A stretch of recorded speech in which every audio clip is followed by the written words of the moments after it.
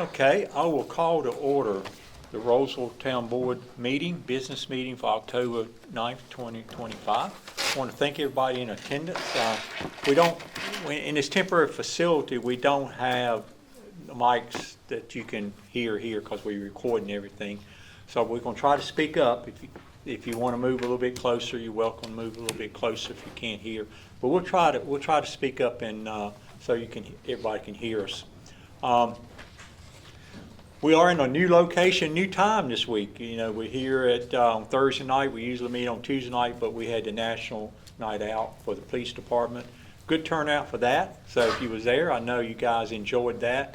That has to be on a Tuesday night if you're going to follow the national program. So it's kind of interfered, and we meet tonight on Tuesday night. As you can see, we're meeting in the community center rather than the town hall. That's under renovation. I hope to have that maybe by next meeting. Maybe you can give an update on that. But we'll make it. The meeting will not be live streamed tonight, but it is being recorded, and it will be played in the morning live on streaming net as you normally do. You'll find it on streaming tomorrow morning, and I'm assuming it'll be on East Wake TV a couple times this month. So all that will stay the same. It's just not streaming tonight. We don't have the facilities in this room set up for that. So welcome everybody. We got a pretty good agenda for tonight, and we're going to start with a prayer. So we have Pastor Hernandez from the Village Church here to kind of lead us. If you would, everybody stand and stay standing as we do the Pledge of Allegiance. So come up and introduce yourself and start us off. Thank you. Good afternoon, everybody, and let us pray. Loving God, we thank you for this gathering today. We thank you for bringing us all together, all of us fearfully and beautifully made in your image. As we gather here today, we come together as a community, and we are united in our hopes and aspirations for our beautiful town. We thank you for the opportunity to come together to share our thoughts and to listen to one another. We ask God for your guidance in our discussions and conversations. May our hearts be open to understanding and our minds be clear to discern the needs of our neighbors. Help us to embrace the diversity in our community, recognizing that each voice contributes to the rich tapestry of our shared journey. God grant us wisdom as we address challenges, and let compassion guide our actions and conversations, that we uplift everyone, especially those who are vulnerable and in need. As we move forward, may we remember our responsibility to care for one another and to protect the beauty of our town. Help us to envision a future filled with opportunity, peace, and joy for all of us who call this place home. All this we pray in your mighty and beautiful name. Amen. Amen. Thank you. Appreciate that. Now we'll do the pledge. I pledge allegiance to the flag of the United States of America and to the republic for which it stands, one nation, under God, indivisible, with liberty and justice for all. Thank you. Okay, we will move next into some proclamations. We have a few this month to do. We'll start off with National Fire Safety Week. And I think Linwood, you're going to read that one if you would. Yes, sir, Mr. Mayor. If you don't mind, I will read the proclamation of the Town of Rolesville Fire Prevention Week, dated October 5th through the 11th, 2025. Whereas the safety and well-being of our residents is a top priority, and fire poses a significant risk to life, property, and the environment, and whereas the majority of the fire-related injuries and fatalities can be prevented through public awareness, education, and responsible fire safety practices. And whereas the theme of the Fire Prevention Week of 2025, observed October 5th through the 11th, is Fire Safety Starts With You, emphasizing the importance of individual responsibility and preparedness in preventing fires. And whereas the U.S. Fire Administration reports that residential fires continue to account for the majority of fire deaths and injuries, making community outreach and safety and education more critical than ever. And whereas the dedicated work of our local fire departments, emergency service personnel, and fire prevention educators significantly reduces fire risk and protects our community every day. And whereas Fire Prevention Month provides an opportunity for all citizens to learn about the causes of fire, how to prevent it, and how to respond in case of an emergency. Now therefore, be it resolved that the town of Rolesville do hereby proclaim the week of October the 5th through the 11th, 2025 is Fire Prevention Week. In the town of Rolesville, we urge all residents to participate in the fire prevention activities at home, at work, and in schools, and to take action to improve fire safety awareness throughout our community. Adopted this 9th day of October 2025, Ronnie I. Curran, Mayor, Christine Yinklin Frazier, Town Clerk. Thank you. Appreciate that, man. Next proclamation is the National First Responders Day, and I think Commissioner, you're going to do that one for us? Yes, sir. Proclamation of the Town of Rolesville, National First Responders Day. Whereas first responders, including law enforcement officers, firefighters, emergency medical technicians, better known as EMTs, paramedics, 911 dispatchers, and all others who act in emergencies serve the people of North Carolina with courage, dedication, and selflessness. And whereas these men and women often risk their own safety to protect life and property, to respond in times of disaster, accident, or crisis, and to provide critical medical and safety services day and night. And whereas first responders play a vital and indispensable role in preserving public safety, alleviating suffering during emergencies, and supporting community resilience. And whereas we recognize the sacrifices made by all first responders and their families, including injuries sustained, time away from loved ones, and the emotional burden of responding to traumatic events. And whereas a day set aside in their honor allows all citizens to reflect on and express gratitude for their service and reaffirm our commitment to support and equip them fully. Now, therefore, be it resolved that the town of Rolesville do hereby proclaim October 28th, the year 2025, as National First Responders Day in North Carolina. I urge all citizens to observe this day with appropriate ceremonies, tributes, and acts of appreciation for those who serve in this vital public capacity. Adopted the 9th day of October, the year 2025 by our mayor.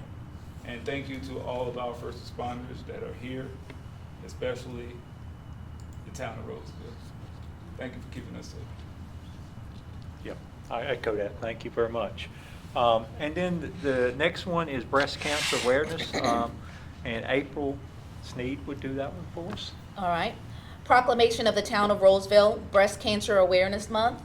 Whereas in 2025, more than 12,700 women in North Carolina can expect to be diagnosed with breast cancer, and over 1,500 likely will die from this disease.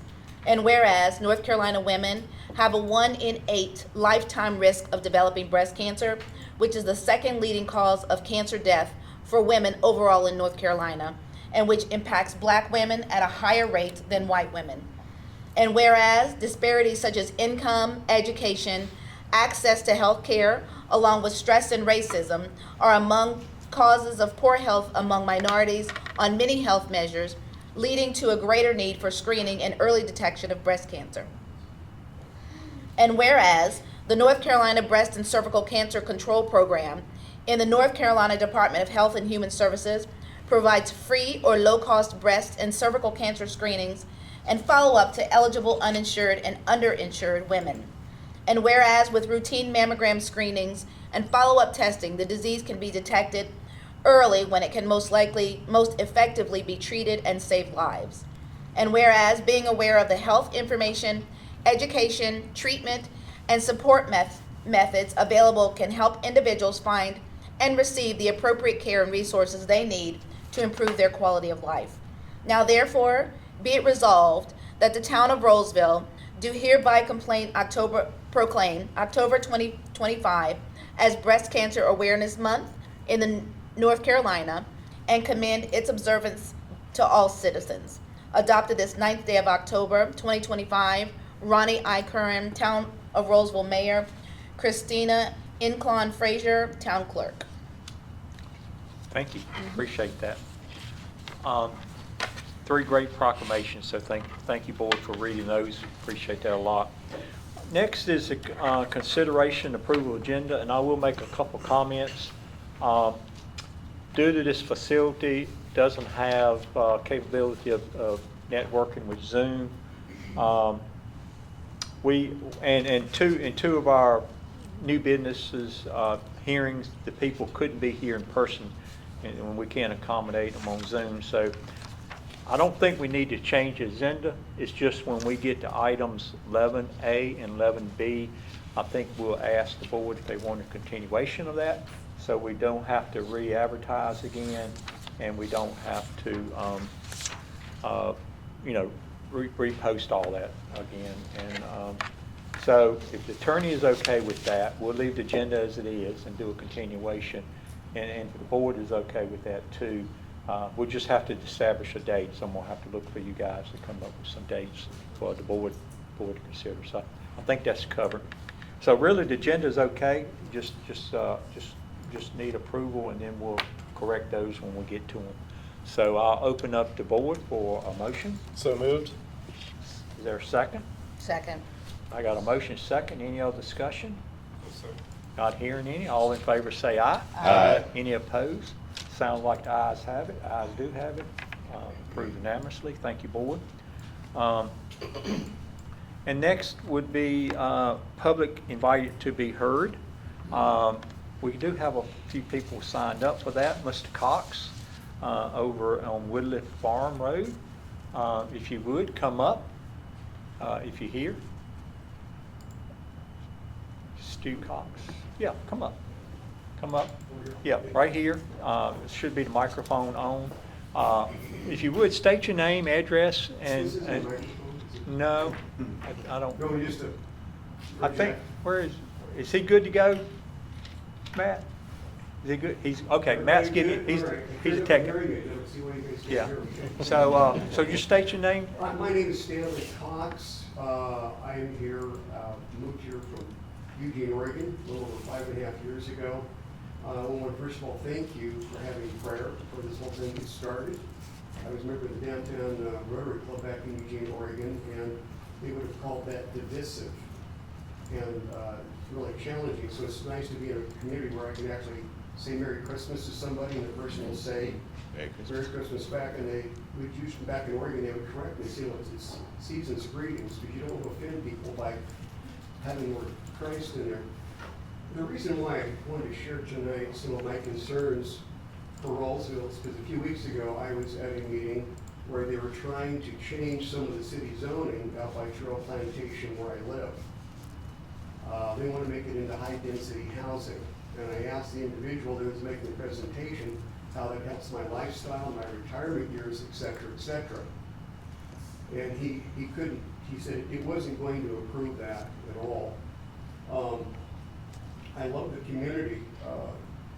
When I moved here, I got here March 1st of 2020. It was my perfect sense of time I got here right as the COVID shutdown happened. But there were some people in the neighborhood I came to really appreciate and respect. One of which was, his name was Bear Equals. He was a retired FBI agent. And Bear used to talk Crimson Tide, and I would talk University of Oregon Ducks. But he also gave me a lot of the history of Rolesville. And one of the things I found out was that Rolesville used to be a slave market. And that broke my heart, because right at the very spot where we were having a sandwich, there was a food truck. He said, well, that at this very spot, it was a slave market. You can say that maybe some entrepreneurs from Raleigh were engaging in entrepreneurial activities in the city of Rolesville. They put it out here because they didn't want it in Raleigh. Even though that'd be a lie. What I wanted when I came here was a rural community, like what I'd seen back in Oregon, where there was people you could actually meet eyeball to eyeball, where you could walk the streets without getting mugged or protested. And what I found in Rolesville was idyllic, but I also noticed there was a lot of tobacco farms. And over the years, I've seen those tobacco farms plowed under and turned into housing projects. And so they wanted to come into my backyard and turn my backyard into high-density housing. It's kind of a key word. What we need in Rolesville is senior housing. It is now well known that the rent has gone up astronomically in some of these areas where seniors have been living, and they've had 40 people just move from the local apartment complex. So we need senior housing desperately. My daughter and my son-in-law and my kids, if I hit the criminal, Yeah. I'm getting to the conclusion. Okay, that'd be great. No problem, They're Stan. living in High Point because he couldn't find a place here locally, because there wasn't enough single-family housing. And I'll make this very, very quick. So my hope for Rolesville is that we will, instead of going for high-density housing, we can go for single-family dwellings. High-density housing is gonna lead to high-density traffic, which is gonna lead to high-density misery. The streets in this city cannot handle turning every available lot of land into an apartment complex. Thank you. Thank you, Stan. Appreciate that. Thanks a lot. We have Tiffany and Wendell Kemp. I think they're gonna talk about boots on the ground. Is that correct? I think. Come on up and introduce yourselves if you would. How you doing? I'm Wendell Kemp, and this is my wife, Tiffany Kemp, and we're part of Boots on the Ground. I'm gonna do a little bit of talking, because I do a lot of talking, so I'm gonna do a little bit, and I'm gonna let Ms. Kemp do the rest of the talking. So, I did 27 years in the Army, 10 years corrections, 5 years Sheriff Department. After all that Superman stuff, I retired, and I ended up getting cancer. Then Iraq and Afghanistan, when we came home, the Holy Spirit spoke to Tiffany, and the Holy Spirit asked her to start Boots on the Ground. Talk. So we came and visited with you guys almost 3 years ago. And at that time, we were just starting out, and a lot has happened since. We have been selected to be on the governor's team, the emergency management team for hurricane response. Since our last time here, we've done Hurricane Debbie, Hurricane Helene, and the last two that we just had. Hurricane Helene, 70 days, 290,487 meals. That equals out to about 4,150 meals per day for 70 days. I supported the National Guard in Morganton, North Carolina. We packed up and stayed there with them for those 70 days. We do all local, state, and federal governments. We service the Reserves, Army Reserve Unit in Nightdale. We have serviced Department of Corrections in Roxborough. It's a lot. A lot of local law enforcement. I've talked to Rico Berg. So when the police department, when the police department have their training, we're looking to get in and be able to feed them. And the Boots on the Ground, like I said, we're a military organization, so we don't just do food. We also do music therapy for veterans. Because when I was overseas in Iraq, that's what really helped me. So we get them in the studio, and I'm working with the Durham VA. So family members and veterans, to get them in the studio, record their music, teach them about distribution and marketing, and bring it full circle. And our son graduated from Rolesville High School, and while we were there servicing, he ran across one of his classmates that was in the National Guard on hurricane duty. So it was a full circle moment. We thank y'all for y'all's time. Yeah, thank you. If y'all need anything ever, please feel free to reach out to us. Thank you. Thank you for everything. And likewise, if y'all need anything ever, just let them know. Thank you, appreciate that. Next, Hugh Longley, Lodge. You want to speak? Come on up. Introduce yourself if you would, and address and what's on your mind tonight. No, it's already mic'd up, so you don't have to do anything. The mic's out there in front. Thank you, Your Honor, and greetings to the board, the panel, ladies and gentlemen. I'm Hugh Largy. I resonate somewhat with what Mr. Cox said, I guess because my wife Laura and I escaped from the People's Republic of California 5.5 years ago. And we were paying $6 a gas, lean, for regular. So I went into a website on demographics, and because we had a nice Thanksgiving dinner And after the turkey was gone, I said, what are we doing here? She said, what do you mean? I said, well, the house has tripled in value, and everything's going up, and the gas is still going up.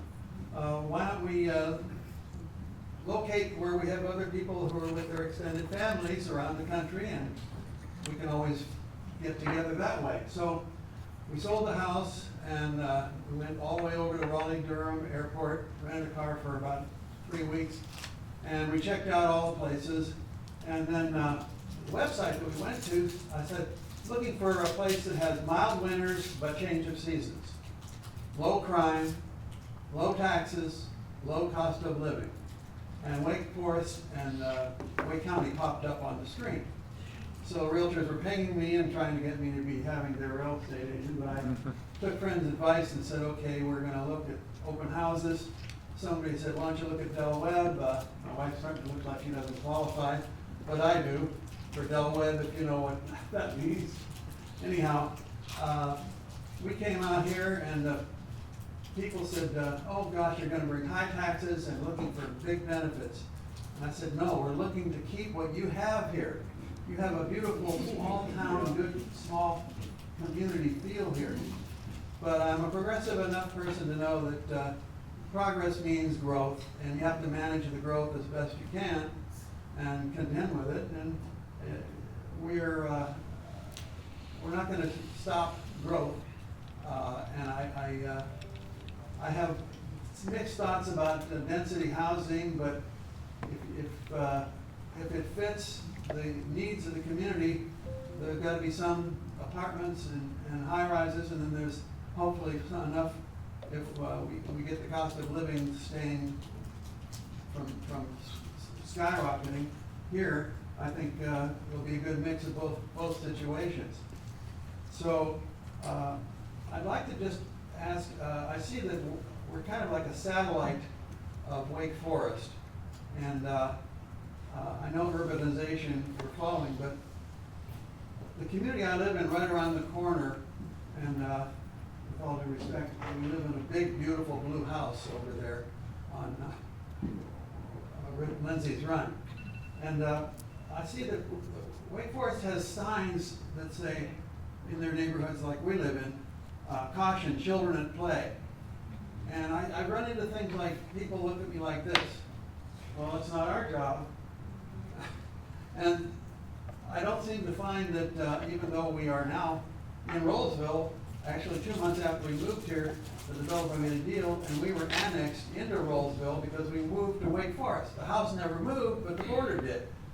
So deliveries come to Wake Forest / Rolesville, and that's no problem.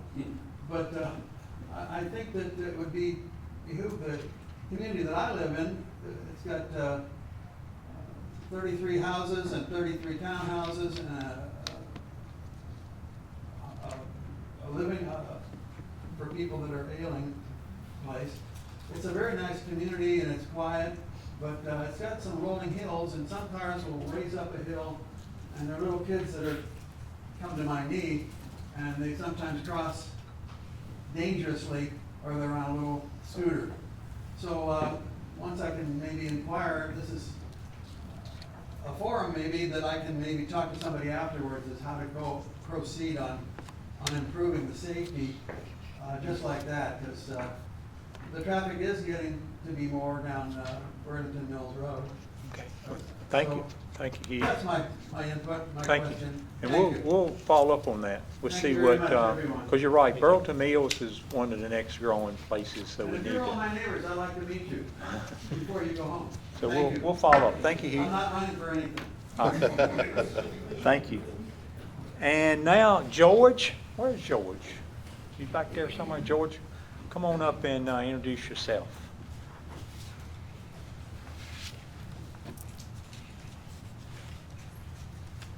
I'm George Garcia, 524 Hayward Road. I have 2 items. A couple of months ago, I inquired about setting up some speed sensors like they have in Youngsville and Archers Lodge.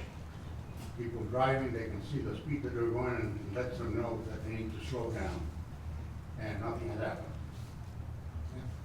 The other item is, last Monday, there was someone target shooting behind Chandler's Ridge.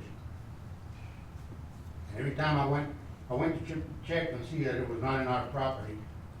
And every time I went down there with the tractor, they'd quiet down, I'd come back and start doing it again. But you could tell it was right in the close vicinity of Chandler's Ridge. There's a lot of children down there. Kind of dangerous without having a proper backstop.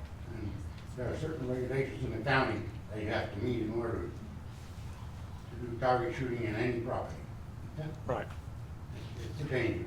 Thank you. Thank you, George. Thank Yeah, you. we'll have to keep that in mind. I think there's plenty of county rules around that. so. I called the police department and they were gonna send someone down there, but probably need to go by there every so often and kind of remind them. Thank you, George. you. Appreciate that. Okay, well, thanks everybody for your input tonight. I really appreciate you coming out. I appreciate it a lot. Next item is the consent agenda, I believe. So as you can see, there is 3 items on the consent agenda. If anybody wants to pull any item out, discuss separately and vote on it separately, we can do that. If not, I will open it up for board discussion or maybe entertain a motion So moved? to approve. Yep. So I got a motion to approve. Is there a second? Second. Motion is second. Any further discussion? Not hearing any. All in favor say aye. Aye. Any opposed? Sounds like the ayes have it. The ayes do have it. Approved unanimously. So thank you very much for that. Town Board Liaison reports. And let's start with Michael Paul. So you got anything from the senior adults that you want to speak to us about? I do. Thank you, Mr. Mayor. Good evening, everybody. Since being elected to office, I've had the privilege of meeting so many of our senior residents, people who have spent years helping to shape the heart of Rolesville. That's why it's been especially difficult to see 42 of our seniors have to move out of the Grande due to unreasonable rent increases. Many to other towns and some even out of state. And Mr. Cox alluded to that as well. For the past year and a half, I've been working hard to bring forward a proposal for affordable senior housing here in Rolesville because I believe our seniors deserve the chance to stay close to the community they've helped build. Last month, the commission voted 4-1 in favor of a Habitat for Humanity project intended for non-residents. Since that decision, I've met with State Representative Roberson and spoke with Wake County officials to explore options for property within the county where this project could take shape. It will not be right here in Rolesville as I had hoped, but our goal is to make sure our seniors can stay in Wake County, still connected to friends, family, and familiar places. I hope to share more details at our next commission meeting. I'm also excited about another effort that's been in the works. I've been collaborating with Jenny Griggs. Many of you may know her as the former director of the Wake Forest Senior Center on the idea of bringing a senior center to Rolesville. We've been working with our town manager to see what's possible, and we're beginning to see some encouraging progress. I hope that we'll have something more concrete to share very soon. And on a really positive note, the Senior Network recently held the 2nd annual charity golf tournament on September 11th at Heritage, and it was a tremendous success. Together, we cleared just shy of $20,000. Those funds will keep the senior transportation van purchased from last year's tournament on the road. That means gas, insurance, taxes, and maintenance will be taken care of so that our seniors can continue to access the resources and connections they need with free transportation. I want to sincerely thank everyone who participated, volunteered, or sponsored the event. Your support makes a real difference, and it helps us continue providing vital resources for our senior community. That's what I have. Thank you, Mr. Mayor. Thank you. Thank you for the report, Michael, and appreciate all the work you do. You've been working really hard last 24 months almost on senior citizens, so thank you for that. Appreciate that. Dan Austin, what do you have for veterans? Anything to report? Yes, sir. Yes, sir. Several things. Good evening, everyone. Good evening, everyone. Good evening. There we go. Got military here. Okay, Afghanistan War and Operation Enduring Freedom both began on October 7, 2001. October 13th celebrates the establishment of the United States Navy. And on October 26th is the day to recognize and honor deployed service members, which is called the National Day of the Deployed. Joe Fund. Join the Joe Fund this Saturday, October 11, as they continue to prepare for the opening of the Joe Center. They will be cleaning around the property and overgrown landscaping. Volunteers can bring their own wheelbarrows, shovels, trimmers, gloves, and closed-toe shoes. Register on the Joe Fund website. They also have, they are partnering with the Greater Triangle Veterans, Military, and Families Alliance to seek to strengthen the local veteran and military community and improve resources connections by identifying gaps, opportunities, and barriers in all the services. The next meeting will be held on Tuesday, October 14th at the Joe Fund in their Wake Forest location. This month's panel discussion will be about employment. They will have lunch starting at 12:30, and a hybrid meeting will begin at 1 p.m. Grab a cup of coffee and join the Joe Fund on October 22nd at 8:30 at their Wake Forest location. The Navy National Defense Cadet Corps at Rolesville High. Veterans from the DAV, the American Legion, and I visit Rolesville High School to meet with Navy Captain Donna Johnson and the cadets of the Navy National Defense Cadet Corps. During our visit, we shared stories about our time in the military, discussion what we did in service and the lessons we learned, and how serving our country has shaped who we are today. We offered advice to the cadets about leadership, responsibilities, and the value of commitment to something greater than yourself. It was inspiring to see their enthusiasm and engagement, and we were surprised to learn that 17 students expressed interest in joining the military. Their excitement reminded us that the spirit of service continues to thrive even in this generation here. And then the DAV had a groundbreaking ceremony on Friday at 3 p.m. for $1,500. Representative Roberson actually was there, and the Wake County Sheriff to celebrate the grand opening. What happened was a $100,000 grant was donated to the DAV for renovation of the inside, because when the veteran comes, there's no privacy. It was an open space. So we were able to renovate it and create 3 separate offices, which gives the veterans their privacy with their chapter service officer. And that's all I have. Great, thank you. Appreciate all your work you're doing there too, Dan. Thank you very much for that. Yes, sir. Thank you. Okay, Commissioner Sneed, what about the planning department? Planning Department, we had a planning board meeting on September 22nd. On there, at that meeting, we spoke about our housing plan. We had a presentation from them. That's one of the ones that it's on the agenda tonight that we will discuss a possible continuance about when we come to that here in just a little bit. We also reviewed the Scarborough Village. That is a proposal that has come before us in July 2025 for 13.15 acres, comprising 3 properties located on the east side of South Main Street, just south of Perry Street. The parcel includes 2 parcels located within the town's corporate limits and 1 that lies in the town's ETJ. The request is to change the zoning district of the subject properties from residential low to a mix of the general commercial zoning district and residential high density commercial zoning district. And that will be before us at our November meeting. And we also had in our planning directors meeting, he shared with us about a new platform that Rolesville, where are you, Michael? That Rolesville has that just came live, right? Or is coming live? Is live. All right. And that is where applications will be processed on this new platform and will be managed there, housed and saved on GovWell. It is our go-to source for development applications, food truck permits, all will go through GovWell. This is everything except for building permits, construction plans, things of that sort. So it is a great tool that will aid our planning department. Okay? All right. And then he also spoke about, gave us some numbers, that some projects went before their technical review committee, and the activity volume averages about 15 applications a month. Our building permit activity has increased, and a lot of that was driven by the point. and Kayla's Farm is moving quickly. The certificates of occupancy at Cobblestone and Walbrook have increased, and more of those businesses will be coming online.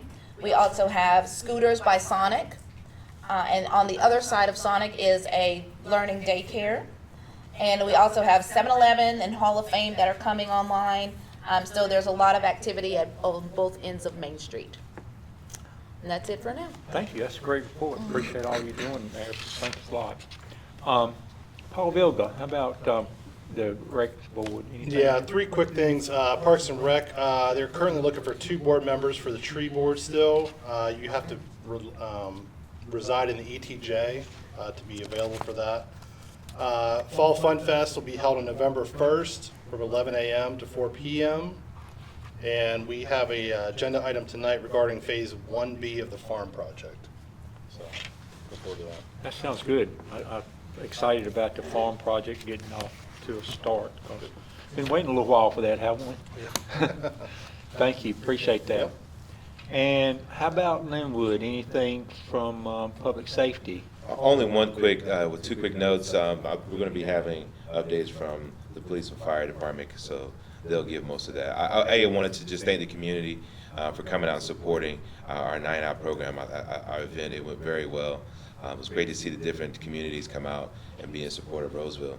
But just a note to the community, for the month of December, Shop with a Cop.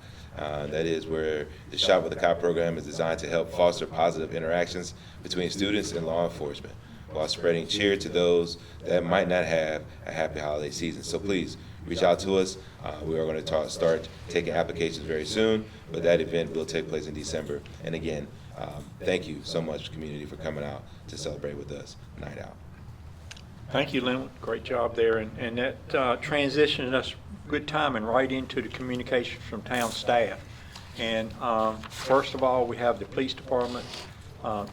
Chief Simmons, if you would, you got a report for us, anything? So while the chief goes up there, I do want to mention one thing, that the Chamber of Commerce is having a mingle on Main. So they're inviting the community to come out and shop with the businesses on the 24th, Friday, October 24th from 5 to 9.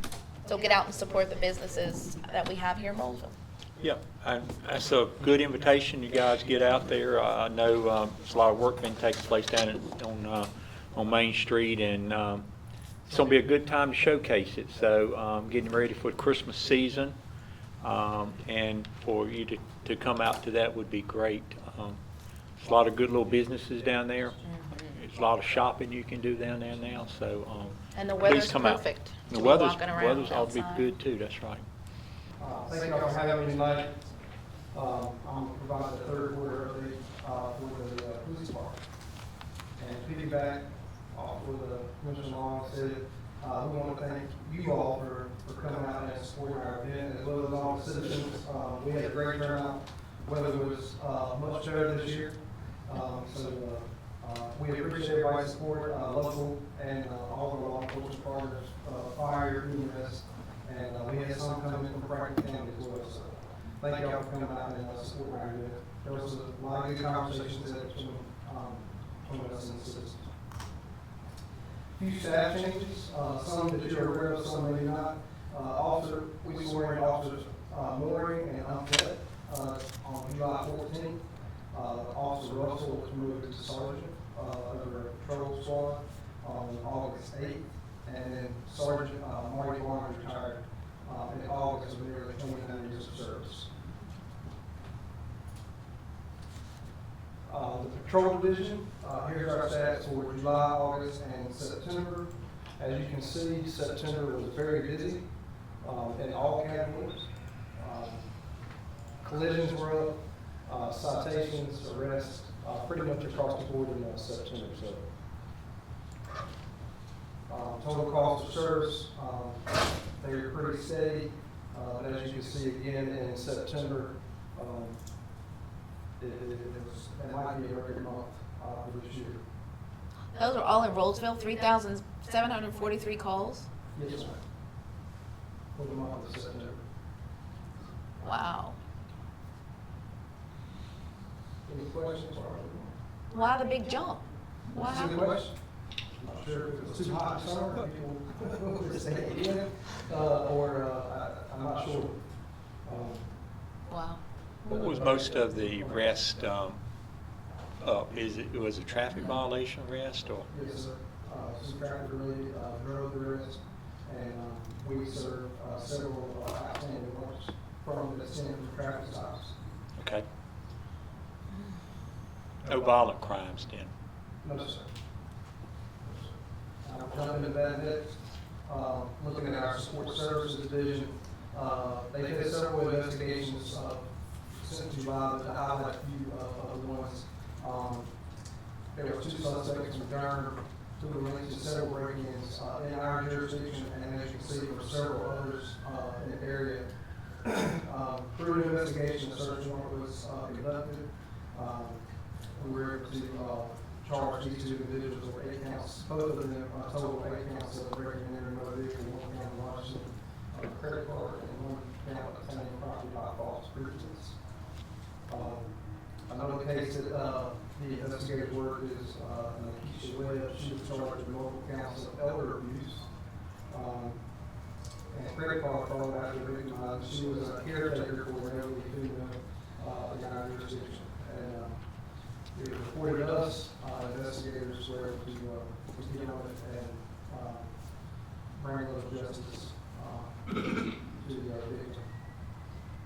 And then lastly, as this one I believe made the news, the incident at Rolesville High School with special education teacher Jody Catt started assault on a handicapped person for allegedly assaulting a student at Rolesville High School.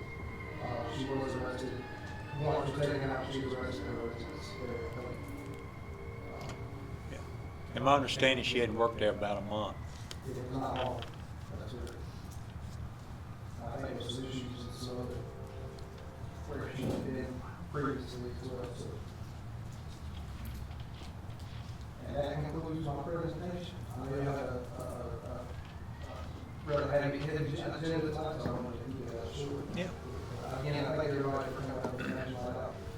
And we'll be around for the fall front fest, and we'll get some more information out on the shop with copper. So I know we sworn in a new officer today. So are you full staff or where are you at with staff? We're close. We have 1 vacancy right now. 1 vacancy. Yes, sir.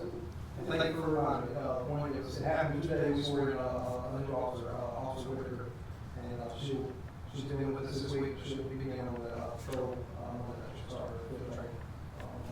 That's great. Yes, sir. And we're down 1. So, and we're working with HR and to put together a couple more processes to see if we can get that bill forward to you. Great. Thank you, Chief. Thank you. Appreciate that. Thank you. Thank you. Okay, next is the fire department.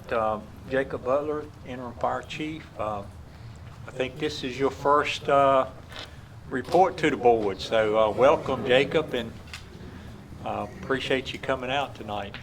Absolutely. Thank you very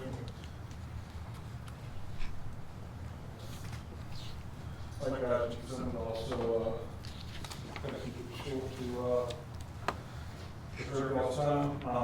This is my first time before the board as town of Rolesville fire department, so we're very excited about that. So currently we are fully staffed, 13 career staff, 28 volunteers, and 3 part-time employees. We are working, we have actually 3 potential volunteers right now who have shown interest. We're working through HR since this is a new process for everybody, working through what kind of processes it will take on boarding. Call volume, so this is for through September, from January to September. We're at 956 incidents. The 57% is rescue and EMS calls. So that is the majority of what we do is responding with EMS. The 15% is good intent calls, so that would be, could be anything from smoke in the area, somebody smelling natural gas, something like that, or just getting canceled in a route. 14% is false alarms, 18%, or excuse me, yes, false alarms, 8% service calls, and then other, and 3% that fire 100, at 3% is actual, something that was burning. Our response areas, the town of Rolesville has constituted 62% of our call volume, 28% is the rural district that we contract to cover, and then 10% for mutual aid to other fire departments. Wake County has a pretty robust fire services contract, and each municipality or nonprofit fire department helps the other out with mutual aid responses. As Commissioner Long mentioned, this is Fire Prevention Week. For us, really Fire Prevention Month, because we have so many elementary schools that we go to visit. The theme for this year's Fire Prevention Week is lithium-ion battery safety, and that has started to become a little bit of a thing in the fire service with not, what is the best way to say this? Batteries that haven't been manufactured properly or been tested, causing fires. So focus this year is to get out that information about how to stay around this. So we go to Rolesville Elementary School, Sanford Creek Elementary School, and Jones Dairy. We'll also are scheduling Rolesville Charter Academy, and we, as pre-K programs called, we'll go to visit them as well. We speak to them. We speak to kindergarten, first, second grade is what our focus is, and we are teaching them the basics. What's an emergency? When you call 911, stop, drop, and roll, emergency escape plans, things of that nature. And that is all I have. I have a question. Yes. Those lithium-ion batteries, Mhm. do you have any information for social media that you could have the town also push out, since that's becoming a big Yes. deal? Yes, I do. I'll work on that. That'd be great. I'd like to see it too. Yes, absolutely. Sir, we got one question for you. Have you noticed a decrease in response time since the road opened back up? We have too small a data sample right now. Since the road open, I'm sorry. We don't have a large enough sample size yet. It was pretty instantaneous, opening the road back up for our CAD system. It was merely a click of a button in downtown Raleigh, but we just haven't had very many responses that way.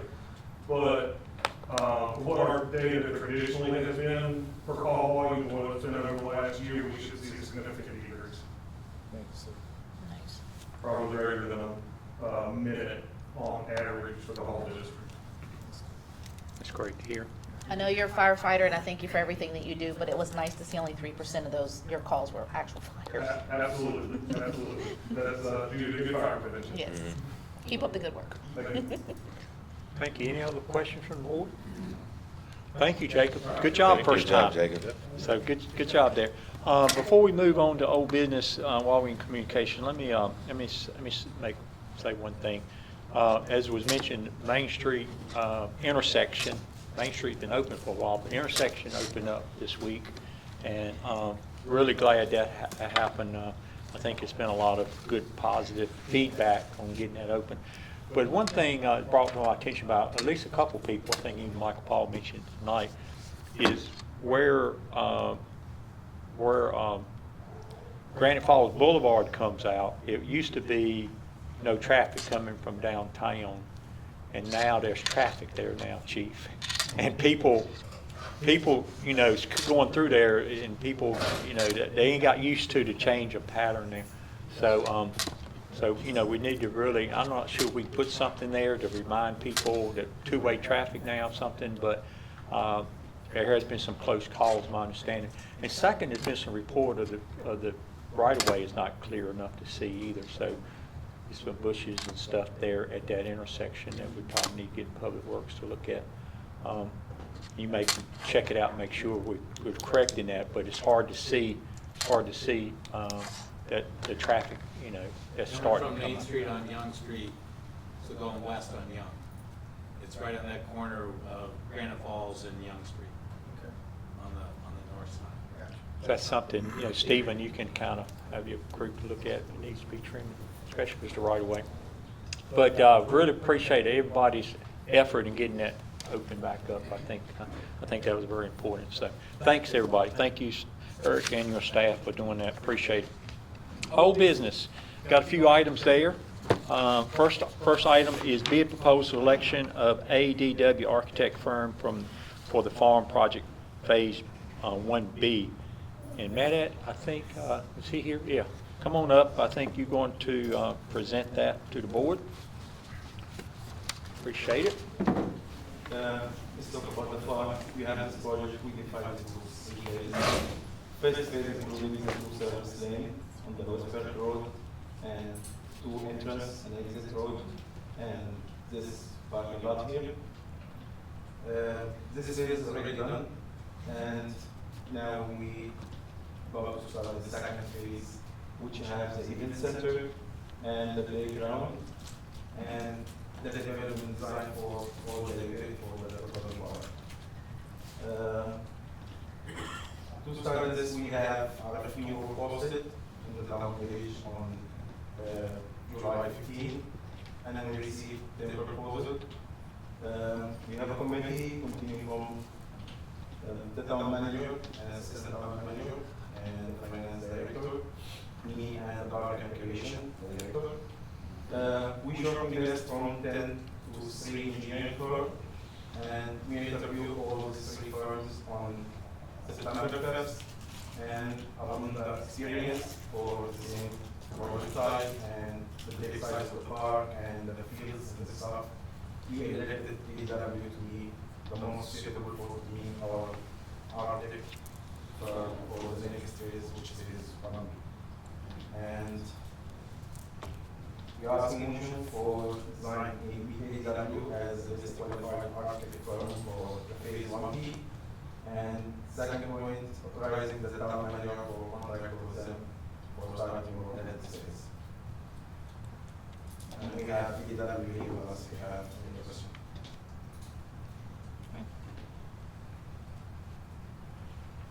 Okay. So what do you question for tonight? Approval? Yes. All right. I know the board, you guys had a chance to review some of this over the weekend. Is any questions? You got any questions you want to ask about this? I don't have any questions. I think the Due to the fact that we have ADW already, so we kind of trust They're their a work. different team. Different team though, Yes. but the same company. Yes. Because the Yeah. first time I looked at it, I was like, lessons learned, do we need a CMAR, a construction manager at risk, but when I saw ADW, I was thinking differently.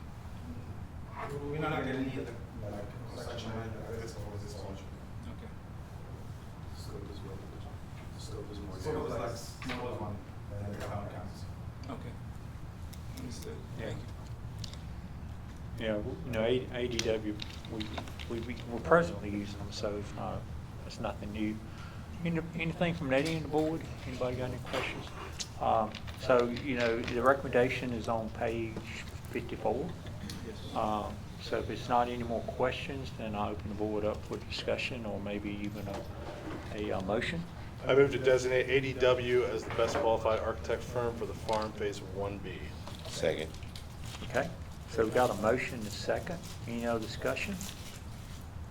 No, sir. Not hearing any. All in favor say aye. Aye. Any opposed?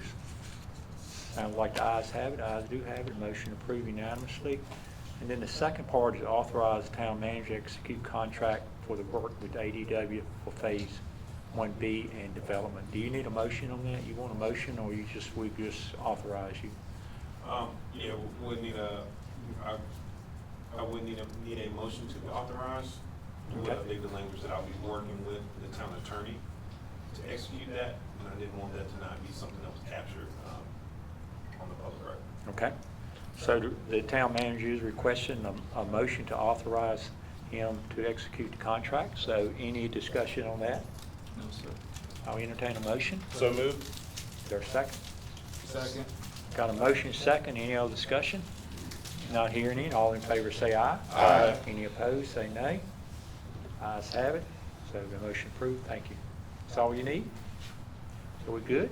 That's all we need. Appreciate it. Thank you, for bringing that. The next item is bid proposal selection of Blight Construction for the resurfacing of Granite Falls Boulevard. And I think you're going to do this one too. Is that right?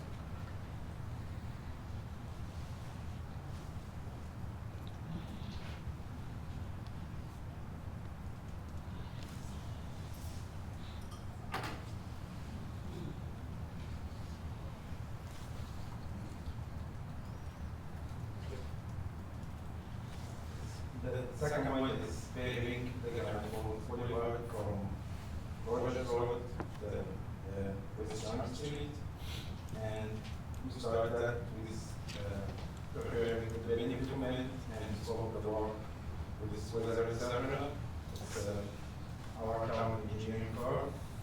And we posted that in the town page on August 25 for bidding. And we received 5 proposals from 5 different construction companies.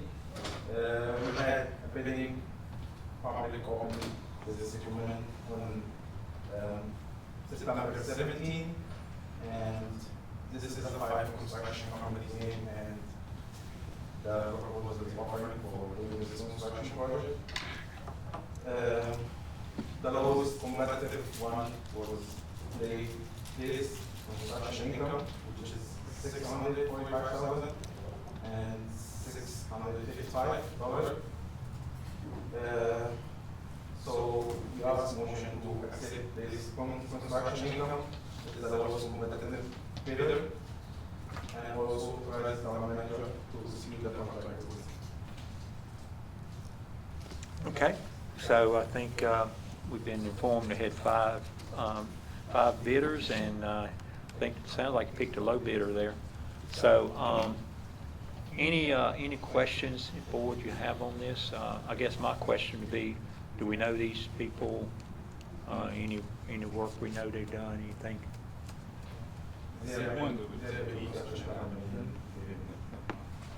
What? No. What history do we know about the company that you recommend? They have several paving projects for the big company, and they work a lot with our engineering firm, Representative Settlement, and they have all the documented submitted with the building document. And have a big forward document, big document that can get you. So they're currently working with our engineers on different projects in Durham, is that what you're saying? Okay. Yeah, so for our resurfacing, for our pavement preservation program, we have 2 engineering firms to work with. Old and Mink is our town engineer, but we rely on Withers very heavily on our resurfacing program and also our stormwater and things of that nature. Whenever we bid out our resurfacing projects, we partner with Withers Ravenel to do the bid opening and the marketing. And so we're very intentional on picking people that they have worked with and that are kind of sitting on their unofficial approved vendor list for that. So that's how we're able, with the micro paving that we did previously, how it moves so seamlessly. So Blight is one of those companies. I did want to add that part of the bid package was that they would do the paving at night, and that they would coordinate with Granite Falls Swim Club, avoid peak hours of schools. Now they will be doing patching leading up to the resurfacing, and so that'll be conducted during those hours as well. So that patching part will be stretched out for a period of time, and so they'll see patches essentially before, and then they'll come back and they'll pave it thereafter. But it won't take place during the day, and it won't take place during peak hours. So I thought that would be important to mention, given the traffic from the school in Granite Falls, and some of the more winter activities that happen out on that stretch. And so that was taken into account in both the price, and it will be reflected in the contractual agreement as well. And so I just thought it would be important to do that, because I know Commissioner Bilga, I know he will definitely have questions about that one. Well, my question on this one's gonna be, you're gonna be negotiating a contract with them. Can we include liquidated damages on this? Yeah. Okay. What's the timeline projected? We haven't issued the notice of award yet, so once we issue the notice of award, they'll come back with the schedule. How long? 6 to 8 weeks. No road closure? No complete road closure? Any idea how much of that is patching and how much is just laying the final pavement? They have the details because this price. They have right now more than I can say. But once this price is depending on the scope we have, we would already It's inclusive of it. It's inclusive We of have patching analyzed is it, required. size, and we can this off, and this price is coming. And also a restriping plan. So we work with Beverly Hills for a new striping design out there, and so that'll be implemented as well. You say they're stripping, they're gonna strip out the layer before they pave it, or just over top of what's there? They're gonna do it. Some is gonna be sterling, some is gonna be stone.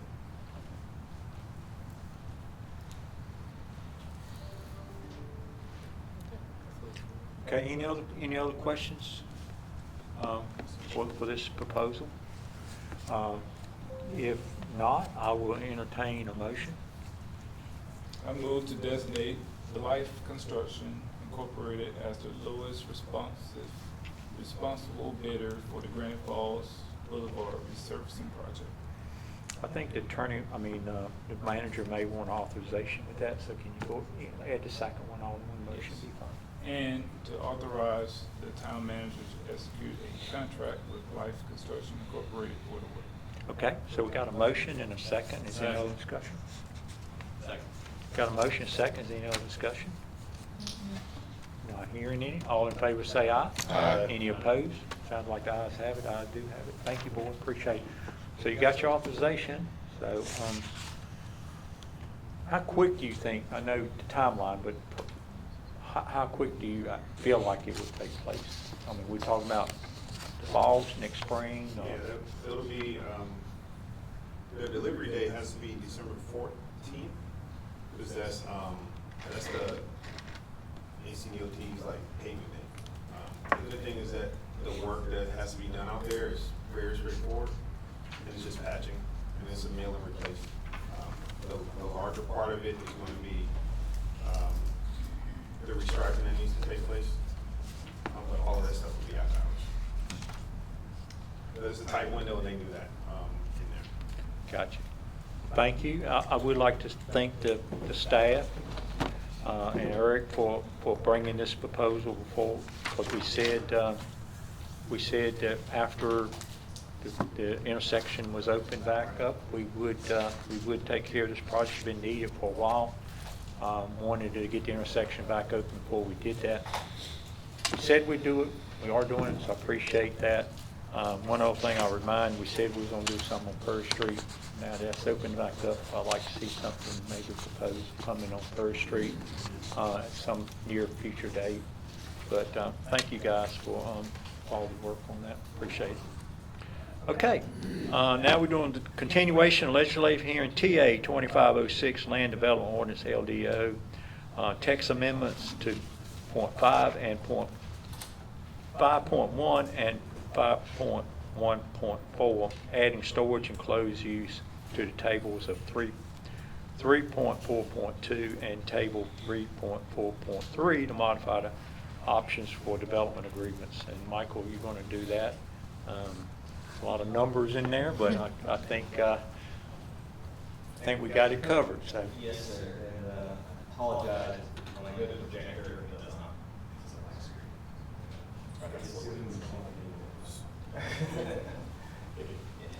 So I think maybe bring us up to speed where we tabled it, because I think we did a lot of discussion on it already. Why did we table it? Because it's one condition or one thing we was looking for, a condition or something? There was still more discussion about what are the use standards, the specifics about how this use could be, use rights rated, controlled, regulated to a higher level than just use permitted, and so, at the last work session on 16, we brought forward a little bit more language. Finally, we also brought those locational maps, which was part of the discussion. Where would this be? I got those in slides. Thank you, sir. So I will try to go through the first part of this presentation very quickly. We'll just go through, because this is a repeat of what you all saw back on September 2nd. And I can get to the maps and the locations, and we'll just use be permitted. The language, the blue line language is in the packet there for you to look at directly. So I will just go very rapidly through the text amendment. I don't want to leave anything out, because if there was decisions this evening, it's the whole text amendment. And recall, this is a two-part text amendment. Most of our focus has been on self-storage use, but there's that other part about use of development agreements in mixed-use zoning districts. And I don't want to be chatting too much. So, very quickly, this is part A and B, the enclosed self-storage use was on part A, and then the modifications to use of development agreements in mixed-use districts is part B. The current proposal by the applicant is to create a brand new use called self-storage enclosed. It would be a commercial category use, and it would be permitted in those four districts: general commercial, highway commercial, office professional, and neighborhood center, which is one of those mixed-use districts. And again, the applicant proposed a use standard that was kind of truncated to be just like this building. These buildings look like hospitals. So then our next slide is the table on the left-hand side, the left column, that the applicant basically requests how they like the text amendment to read.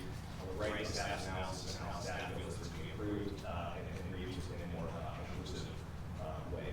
So on the right, in the blue, staff does recommend the general commercial, highway commercial, office professional, and then also the general industrial and the business and technology zone districts as the districts that would allow enclosed self-storage by right permitted use.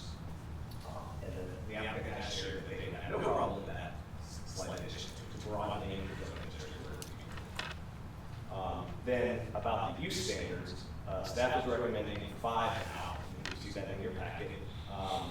4 of them to address building transparency and interior illumination. At the work session in the previous meeting, we talked about that. How there are ways to use the visual opacity of the windows, so to speak, but also by adding windows as a different building materials, you get a building that's a little more architecturally pleasing. And actually keeping with the LDO's requirements for different building materials, so it would not look like a big hard box.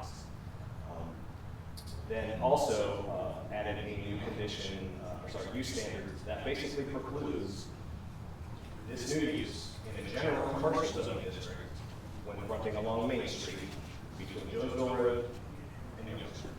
So the main Street corridor, if the property is zoned general commercial in that area, it would not be eligible for this use. It reads to only allow general industrial zone properties on South Main Street between Jonesville and Young to permit that. And we also have a slide on the map that shows where the zoning, general industrial zone is, and it's very few properties. So But don't we want to exclude it completely on South Main Street? it is unless there was general industrial. Which there is. Which keeps it, because the use is permitted. It's already permitted. So we can't prevent it. correct. You can't downzone it. So this would alleviate that concern. But the concern is, part of the concern is, do we have general industrial zone on Main Street corridor? Yes, there is. Yeah, you probably restricted about 90% of it. I would estimate. But that last 10%, we can't do anything about now. As promised, put together just a few pictures, and not far from our Rolesville here. This is Be Safe up there at 98 Heritage Lakes. Picture of that type of form of enclosed self-storage. This one does have some of these garage doors opening on the backside of the building. I guess they allow that for vehicle storage as part of what services they offer. You drive a vehicle right in there and all of that. But again, that's that particular business. One thing I've noticed, ever since we've been talking about this, when I ride around the county, I look at them I look for them, try to see them. And it's two things that became obvious. Some of them they build where they want to stand out like a sore thumb. You can't miss it. I mean, it's there in your face. Every time you go by, you know it's a storage center there. And then some it's more blended in. I mean, unless you're looking for it, it doesn't stick out. You know, and I could imagine if I have one, I won't mind to stick out, you know, from a marketing standpoint. But what is this, what would these? Would these be kind of ones that blend in with the rest of the? As currently written, there are no color limitations about it. And that goes across the board for all of the residential buildings. Now, color is part of your signage package, then it would be considered signage. But outside of that, there are none. So if a certain company uses corporate color is orange, and that building had to look orange, that would be their marketing for it. These images here show what one of these national companies whose kind of marketing color is red. This is what they, this is Wake Forest jurisdiction, I can't speak to exactly how this looks. This might have been a negotiated zoning architecture pattern or package that we see here. Can't guarantee that, but this is one that. Yeah, see, that blends in. Right, and so if one feels that that blends in, that could be achieved. But if the question is, will the Rolesville ordinance demand or require that? No. It will require it to look like, follow the building design standards, which are rather intensive, but I can't guarantee that if the corporate color or whatever, that couldn't make it to it. Can't regulate that unless the corporate color is really masking it. So again, just a few precedent images I've also included just for reference because this is now in our community. This is the new Q Smart on Judge Dairy Road. This was a general industrial zone project. This board approved that conditional zoning a few years ago. This is a single story. It's actually a mix of some air conditioned or conditioned units and exterior access. Just to show you, because again, that might be sort of a comparison in your mind. That is what was built, but again, that is not indoor or closed self-storage as this section is being proposed. The two slides prior to are the pictures of that usually. So again, getting to the question, where could enclosed self-storage develop today? That's the analysis of maps. This here map is general commercial zoning districts that are straight or by right use, meaning there are no conditions at all, and certainly that will limit unlimited uses. So all of these properties, when we're talking about them, are all front on Main Street. And again, by that use standard that's being proposed, it would eliminate all of those from potential development. And then when you look a little bit further into some of these properties' specificity, a lot of it's the Walbrook project, a lot of that property, all of it is already earmarked for some end user development. Some of it is the shopping center where we stand today. Corner of Rogers there, the CVS, one of the auto stores, etc. There's a lot of properties that are going under development today. That while they meet the zoning category classification that we're looking after, they're doing brand new development today. And maybe that likelihood of scrapping that development, putting together property that could accommodate large self-storage business and profitability as well. So that's what this one map says. This map is general commercial conditional zoning districts, and as I was analyzing this, I said, wow, this is really familiar, because I was here for all of these zoning projects. It's more than here, these are zoning projects they've all been in the last 4 years. And again, kind of where are they? So on the Main Street corridor. So these properties have prohibited use lists, and that's what was the motif of conditional zoning that we all came through in the last 2 years. Now, would that allow this new by right use? Yes, but most of these projects also are very project specific. They get a concept plan, they show the project. They have to come back through rezoning to basically rezone again for a different project. And at that point in time, they could ask for or show to the board our intention of developing enclosed self-storage, which is a permitted use, but our zoning right now was for 30,000 square foot multi-tenant building, and we committed to that level of development, not to switch up to a 3-story enclosed storage. So again, what is the probability or the risk concern of this use pulling off on any of these properties? Extremely low. This map is a bit redundant to the first map. It's GC, CZ zonings, but remember we talked about there's a lot of hollow zoning out there where The acronym on the map says CZ because when the state required special use districts to be replaced by conditional zoning, that's how the zoning map got changed. And that was occurring right around the time the LDO was adopted in 2001. And so this commercial outline SUD or COSUD districts simply converted to general commercial conditional zoning. But all staff research does not show any set of conditions prohibiting uses or restricting uses or allowing only certain uses on a lot of these properties. But again, a lot of these properties, as you can see, this is Walbrook. And Walbrook was on that first map where it was unfettered from zoning use restrictions on general commercial zones. So a lot of this is actually redundant to that first map. But these two have not had any zoning conditions with them. That's the same map. You said those did not have any zoning conditions. Correct. While the acronym for the zoning district says CZ, there actually is not a list of conditions that says you can only do.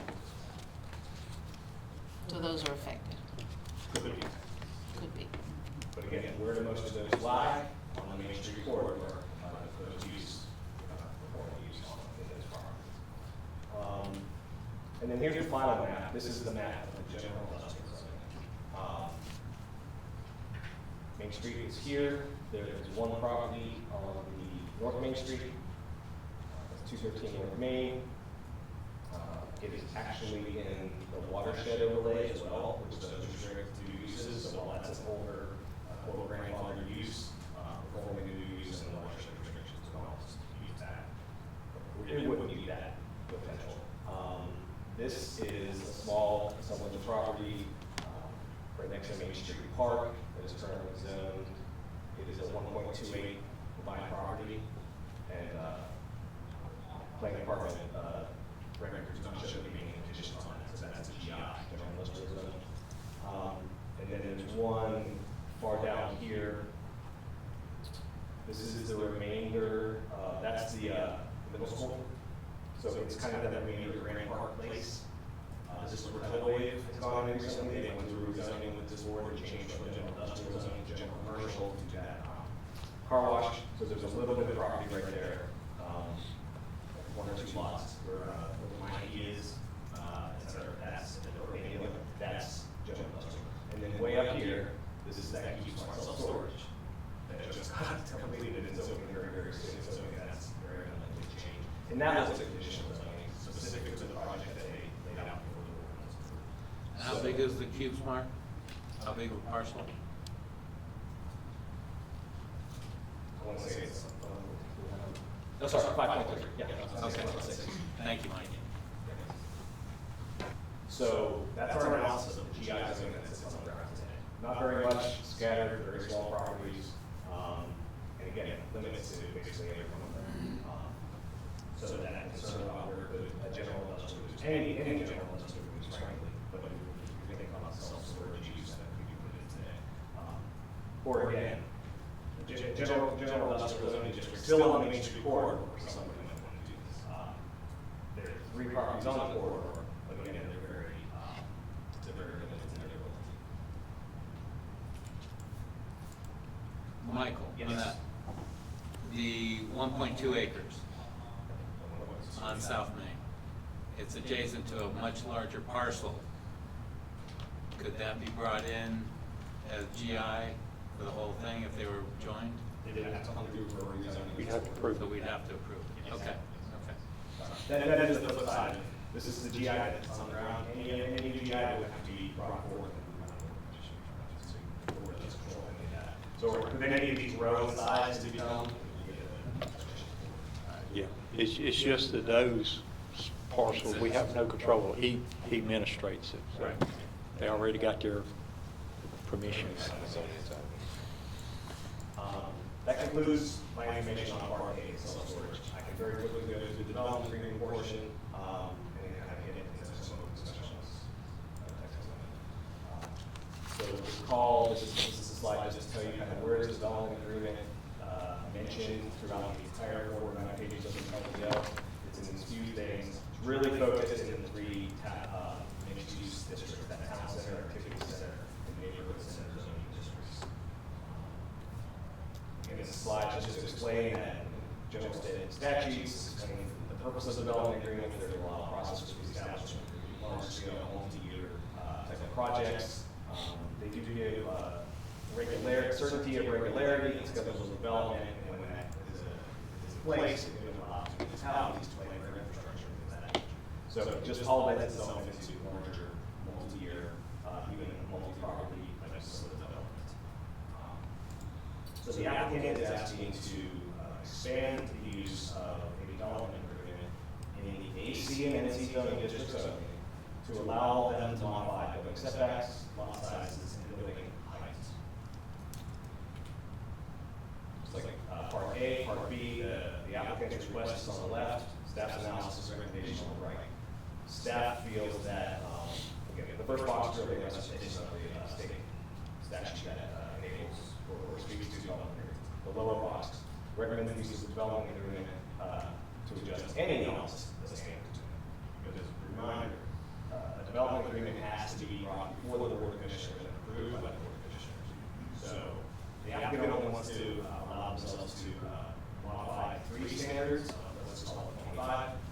Staff feels why not allow the applicant to request to change all of them. The process is still coming to the board and the board could say, I don't like all the questions you're doing, I will only approve 3 of the 9 that you asked for, and so be it. So the board would have complete control over any of the modifications. Staff's position is simply, why limit oneself? If you're going to try to do a project that's already seeking to modify some standards, allow them to propose what in their minds would be a better project by modifying their standards.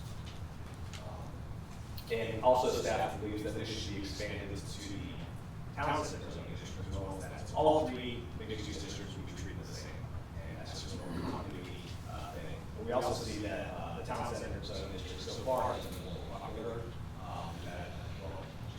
We do have 2 NC zoning district projects, and we have 1 town center, and another town center project that happens at the same time. So I think town center is probably more in the future for the town center is more residential focused, or the neighborhood center is all more residential. You can balance or weight that by percentages. And I think for the town's future benefit, town center is probably the bigger picture. So that is the essence of Part A and Part B. When this went to the planning board, they provided unanimous recommendation of approval. Their one concern, though, was about, or they would suggest that we somehow find a way to limit the use of original roads on Main Street, and found a way to do with the new language, that 5th standard restriction. Yeah, so some of the policy backing for the comprehensive plan, that was part of the staff analysis, and my staff is proposing approval of this text amendment, and then I have those slides here with Part A and then Part B. The applicants here, they don't have a presentation prepared. DCP's here to answer questions. You say it does not have a presentation? No presentation. Okay, so, so really, you're ready to take any questions from the board? Is that, all right? What's the questions? Any questions from the board? Mike? Yeah, I do. Since the staff recommend using the DA to adjust any and all standards in the mixed-use districts, how will the town ensure consistency and transparency so that this project negotiated terms don't set some kind of unintended standard for others? So setting precedent. Number one, back to the process. The process will be the applicant will have to file an application for development agreement, probably in parallel to their zoning. I would anticipate people would do this at the same time they're trying to zone to one of those 3 mixed-use districts. Because another thing, there's no mixed-use zoning around anywhere in this town, besides a project that went through the Board of Commissioners was approved as such. So everybody's going to have to rezone to a property to get TC, AC, or NC. And when they do that, they'll probably bring forth also the development agreement that they wish to do, to modify those standards in that zoning district that they're asking the board to approve. And when they're doing that, they're showing you a whole little project, right? Concept plan, a whole litany of conditions of approval, which are all under negotiation between you and them. So I would say there's no precedent because every one of those projects is unique and different. Just Answer my word. questions? Cool. That's my word. Any other questions? All right, not hearing any questions, you know, I think we've had a couple presentations of this from work sessions, and I think we've done the public hearing. Actually, I closed the public hearing last meeting, I think. So I'm gonna call the board any question on this matter. So what's the mood of the board? Move to approve TA 2506 Part A, Table 5.1 and Section 5.14 to add self-storage and closed use. Second. Okay, so we got a motion and a second. Any other discussion? Not hearing any. All in favor say aye. Aye. Any opposed? No opposed. Sounds like ayes do have it. Ayes do have it. So appreciate it. And the motion The approved. second part of the Second, other one. sir. We split the motions in case the board wanted to act on one independently of the other. Yeah. Move to approve TA 2506 Part B, Table 3.4.2 and Table 3.4.3 to modify options for development agreements. Second. Got a motion on that one and a second. Is there any other discussion? Not hearing any. All in favor say aye. Aye. Any opposed?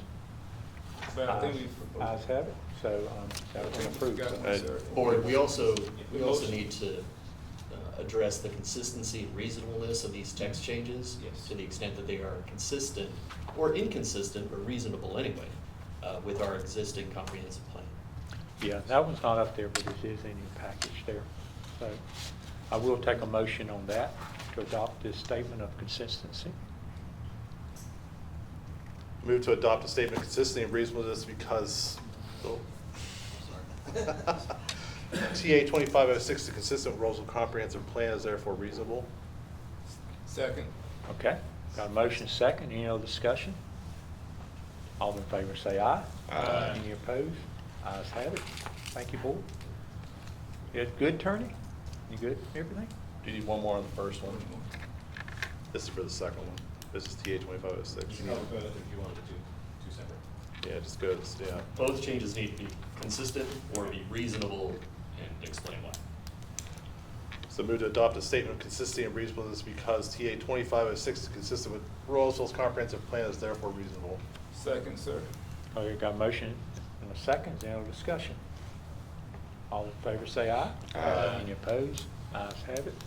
Thank you. Satisfied? Everybody good? You good, Mike? Yes, sir. All right. Thank you, appreciate that. Next item as well. Thank you. Thanks, sir. So got a couple of new items here. One of them, this first one is the 11A Legislative Hearing for Comprehensive Plan 2050 update. Greg Philman was not able to be here and we could not accommodate a Zoom meeting. So my recommendation and attorney's recommendation would be to open the public hearing and then the board make a motion to ask for continuation. And if we do that, we need a date for that. So The work session is October 21st at 6:30 in the board chamber or here? so we'll do it at that work session, okay? So I would entertain, if the board agrees with that, I will entertain a motion for continuation of 11A. I'd like to add to that we request them be in person. Yeah, they will be. Yeah. Will be another continuation. Right. I already done. Yeah. So I'll entertain a motion. I move to continue the legislative hearing for the Rolesville 2050 comp plan to a future town board commissioners meeting, which will be on October 21st, our work session, 6:30 in the chamber. And they will be present. Okay. Before I take a second, I'm gonna open up the public hearing. So the public hearing is open. I have a second on that motion for continuation. Second. So I got a motion and a second. Is there any other discussion? Not hearing any. All in favor say aye. Aye. Any opposed? Likewise. No opposed, so sound like the ayes have it. Thank you very much. We need, the next one is 11B, legislative hearing on a 10-year affordable housing plan. Ben was not able to be here either, so it's a similar situation. And do we have a date on that one? October 21st. Gonna do that one October? That's not gonna overload? I mean, we got room? Okay. So, so we got a suggestion on that, so it's up to the board. I'm gonna open a public hearing on that, and I entertain a motion for continuation. I'll move to continue it with the grounds as well to have them in person. Okay, so we have a motion. Is there a second? Second. Motion second. All in favor say aye. Aye. Any opposed likewise? Not hearing any. Sounds like the ayes have it. They do have it. So thank you. That one approved. And the next one is legislative hearing for REC 2505 Walbrook Flats. Is they here for that one? So if so, we'll proceed with that one. I'm gonna go ahead and open up the public hearing, Mike, and I'll just take a statement from you once I do that. So, just maybe the staff statement. Sure, I do have a presentation. Would you like me to be brief? No, I don't know, board, you probably need some information on this. We got some time, so we're moving pretty good. Very good, okay. And the applicant is present this evening, and they also have a presentation. Okay. I'll try to move through mine as fast as possible and get to, I'm sorry, again, So when you put it in presentation mode? Yeah. Hit Control F7. And then select duplicate. Control F7. Is it in slideshow? Yeah, on the screen. Must have crashed. Sorry, guys.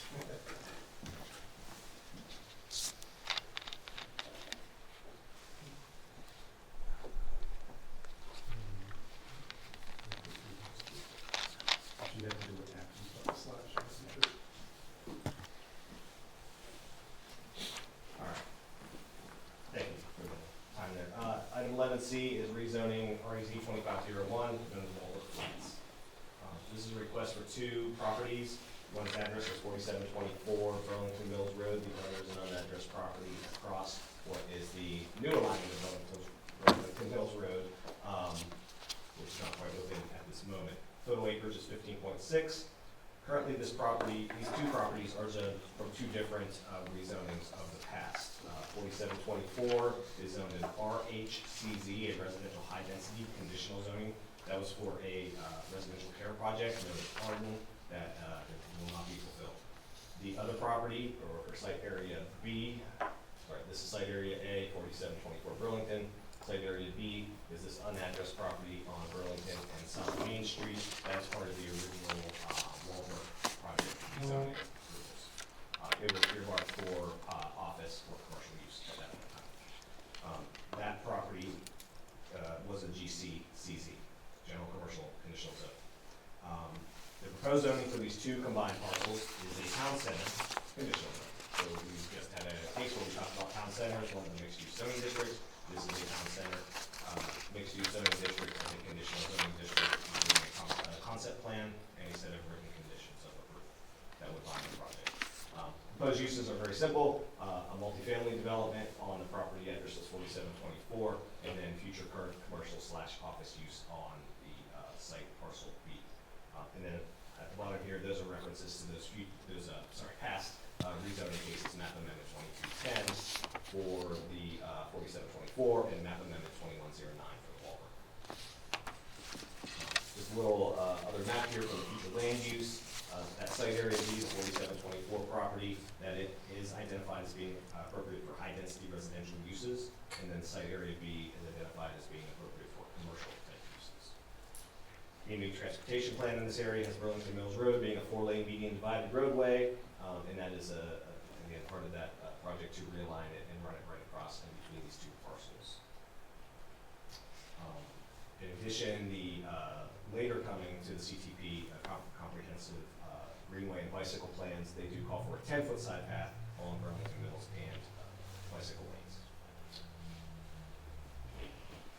This is the concept plan from the project. Staff's analysis of the comprehensive plan for consistency is that the proposed use of multifamily on the high-density residential is a match, that there is a slight discrepancy between the density cap of that future land use category, though it does meet with the zoning, the proposed zoning district's maximum.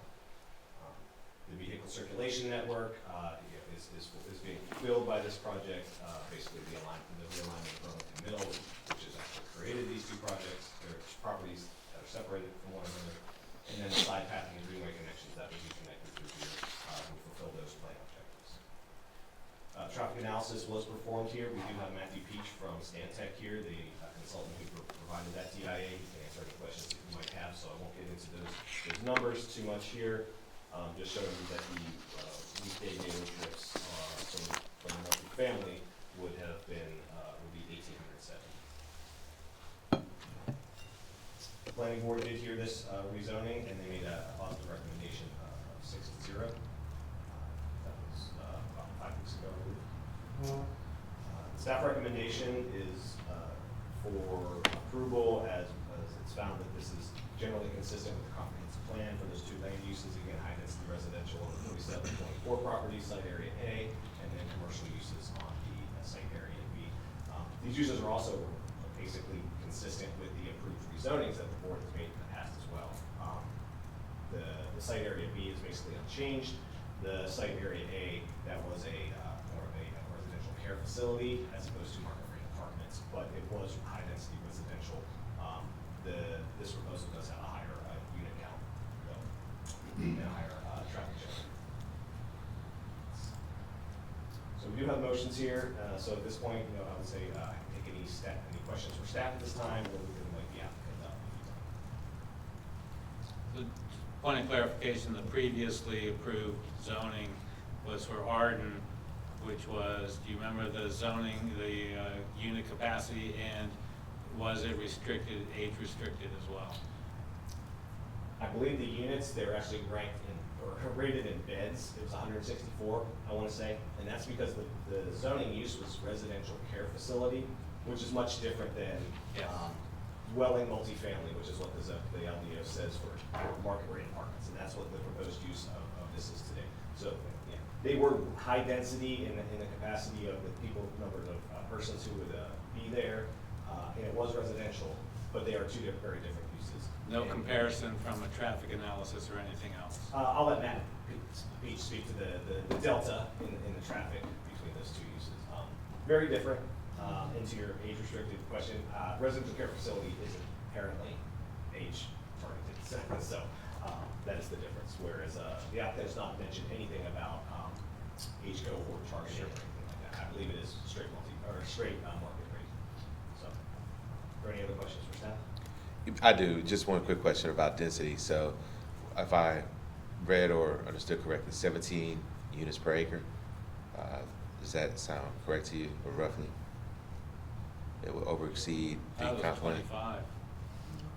It's higher than that, it's lower than that? 16.9, something 16. I thought it was 7. around 15 or 16. Okay. For the 15, 16, and that's still higher than what the comp plan is now, correct? The comprehensive plan has a slightly lower, Yeah. but the town center zoning district has a higher ceiling. I think it's 20 units when it's a single-use building, meaning in this case, all apartments, as opposed to a mixed-use building where there actually is no density cap. So there is that conflict between the town center zoning allows a higher density, and then the comprehensive plan. I would also just say for the record that that's one of the reasons perhaps that the town is doing a comprehensive plan update. That was, to be honest, tonight, because some of that information is from a good 10 years ago. So that's part of the board's consideration, are higher densities of multifamily than the old prescribed 2017 numbers, 12 in a high density residential. The question is 12 units per acre of multifamily truly high density? That is the board's decision. Thank you.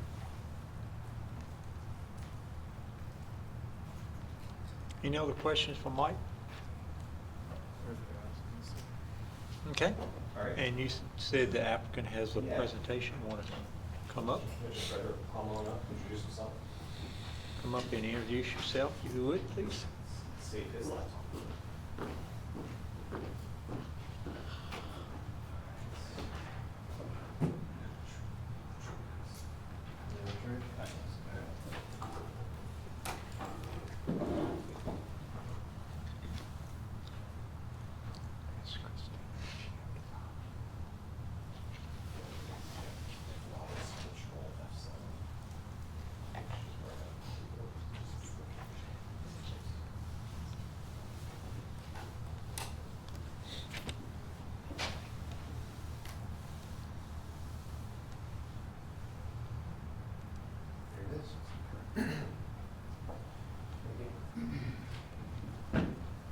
Good evening, Mayor and Town Board. I'm Mark Frederick with Parker Poe, Adams and Bernstein at 301 Fayetteville Street in Raleigh. I'm here on behalf of the applicant, Crosland Southeast. I'm joined tonight by Austin Williams and Yates Dunaway with Crosland Southeast, as well as Nate Oakland, our transportation engineer with McAdams. The purpose of this rezoning, this request, is to update the zoning of the property to allow an apartment community and commercial developments that are consistent with the goals of the Main Street Vision Plan and the comp plan for these properties within the town center and Main Street corridor. As you all know, the infrastructure along Main Street with all the construction is currently being improved to support a vibrant, walkable town center. There are also more and more commercial, retail, and restaurants opening up along the Main Street corridor. The other ingredient needed for a vibrant and walkable town core is the people. This zoning aims to bring more residents to this area in a walkable, mixed-use environment. So I will touch briefly on some of the technical zoning details of this case, and then Austin Williams will come up and speak a little more about the vision for this project and how it fits into the whole Walbrook development and that project as a whole. So Mike did a great job speaking to the details of the site. I did want to speak briefly about the current zoning for the property. It was just touched upon. Those western parcels are currently zoned for up to 164 residential uses, 164 units or beds, so that is quite a lot of density. The eastern parcel is currently zoned for commercial uses as well. What this zoning does is it tries to uniquely tailor the entitlement for these properties to better serve the Main Street corridor. So what we are proposing is the town center conditional zoning district. This is the concept plan that we proposed with this project. This is a condition of this approval, similar to the Arden project. We are keeping the residential uses on the western side here, on that western parcel. This plan generally is an apartment community.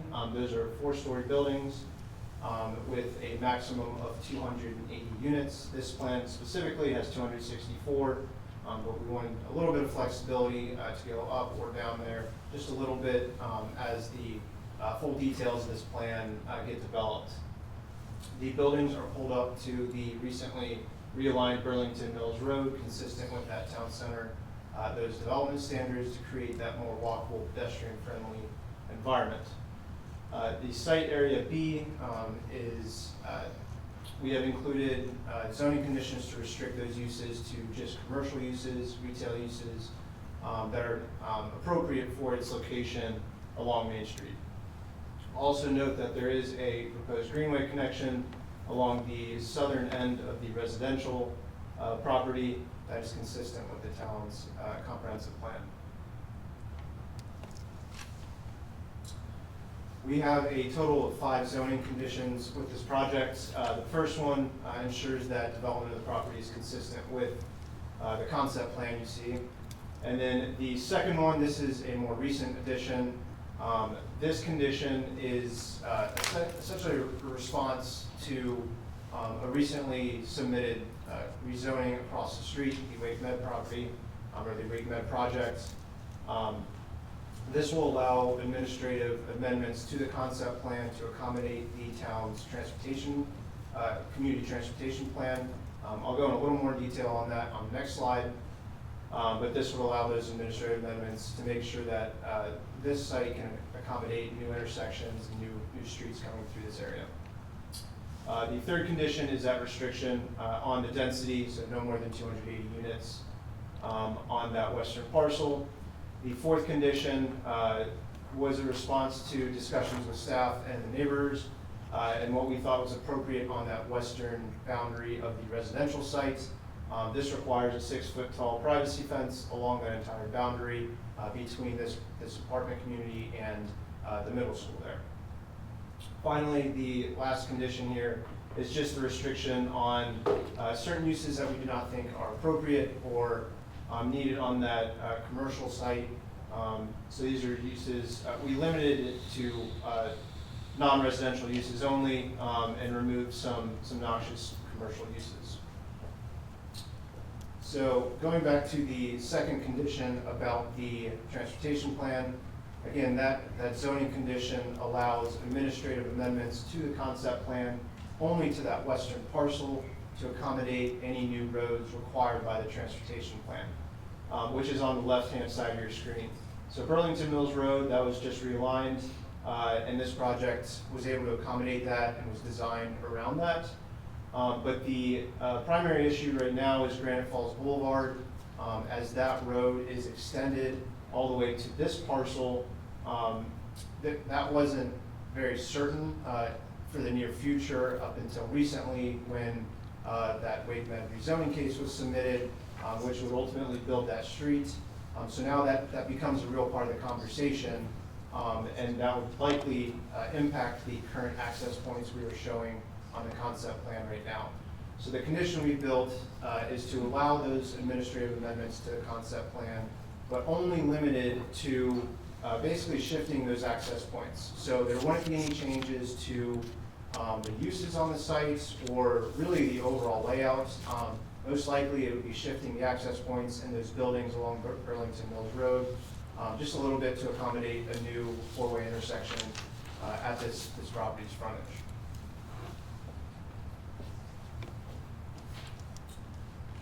And before I turn it over to Austin, I did want to touch on the consistency with the comprehensive plan. There are various policies in the comprehensive plan and the Main Street Vision Plan that we believe this case is consistent with. First of all, the future land use map, the residential portion that we're proposing is consistent with that high density residential designation. There is that the policy about the density caps. The challenge here is that this future land use map designation is the highest permitted in the town, or recommended in the town, capped at that 12 units per acre, which is a little bit inherently inconsistent with what the zoning ordinance allows, which is up to 20 units per acre within the town center zoning district. So while we are mostly consistent with the high density residential, I did want to note that inconsistency between the zoning ordinance and the comprehensive plan. As for the commercial parcel, it's currently designated for commercial uses, and we're proposing zoning that would only allow commercial uses, so consistent there. There are two goals within the comp plan. LU1 encourages a walkable, connected town in the face of rapid growth. We believe this will create that walkable area envisioned by this plan, by that goal, as well as the next comp plan goal, take action to ensure that new housing stock provides diverse options around Main Street. There are a lot of single-family traditional neighborhoods and townhomes around the Main Street corridor. This project would allow a newer and scarce type of housing option along Main Street. As for the Main Street Vision Plan, which was adopted back in 2018, there are quite a lot of goals and policies for this specific area and section of Main Street. They all support and envision a walkable, mixed-use, vibrant core along the town core and town center. What we think this project will do is bring in the residents to this Main Street corridor in a walkable way. They can walk directly down Main Street to the rest of the commercial services, restaurants, and retail. They can walk from their apartment to those areas and then walk right back. We believe this project brings this area of Main Street into alignment with that Main Street Vision Plan. Also, I'd like to point out also with the Wake Med emergency, the proposed Wake Med emergency department across the street, we believe that this is a great opportunity for the town to see this vision of employment generating uses, a variety of residential uses, and a variety of commercial uses all within a walkable area. So that concludes my portion of the presentation. I'll ask Austin Williams to come up and speak a little more on the vision for the Wallbrook project as a whole. Sir, if you could go back to Yes. the previous slide while Austin is coming up. Elaborate on strategy one. How does your vision fit in with strategy one? Yes, are you talking about the support market rate housing development with a mix of product types such as townhomes, apartments? Yes. Senior housing?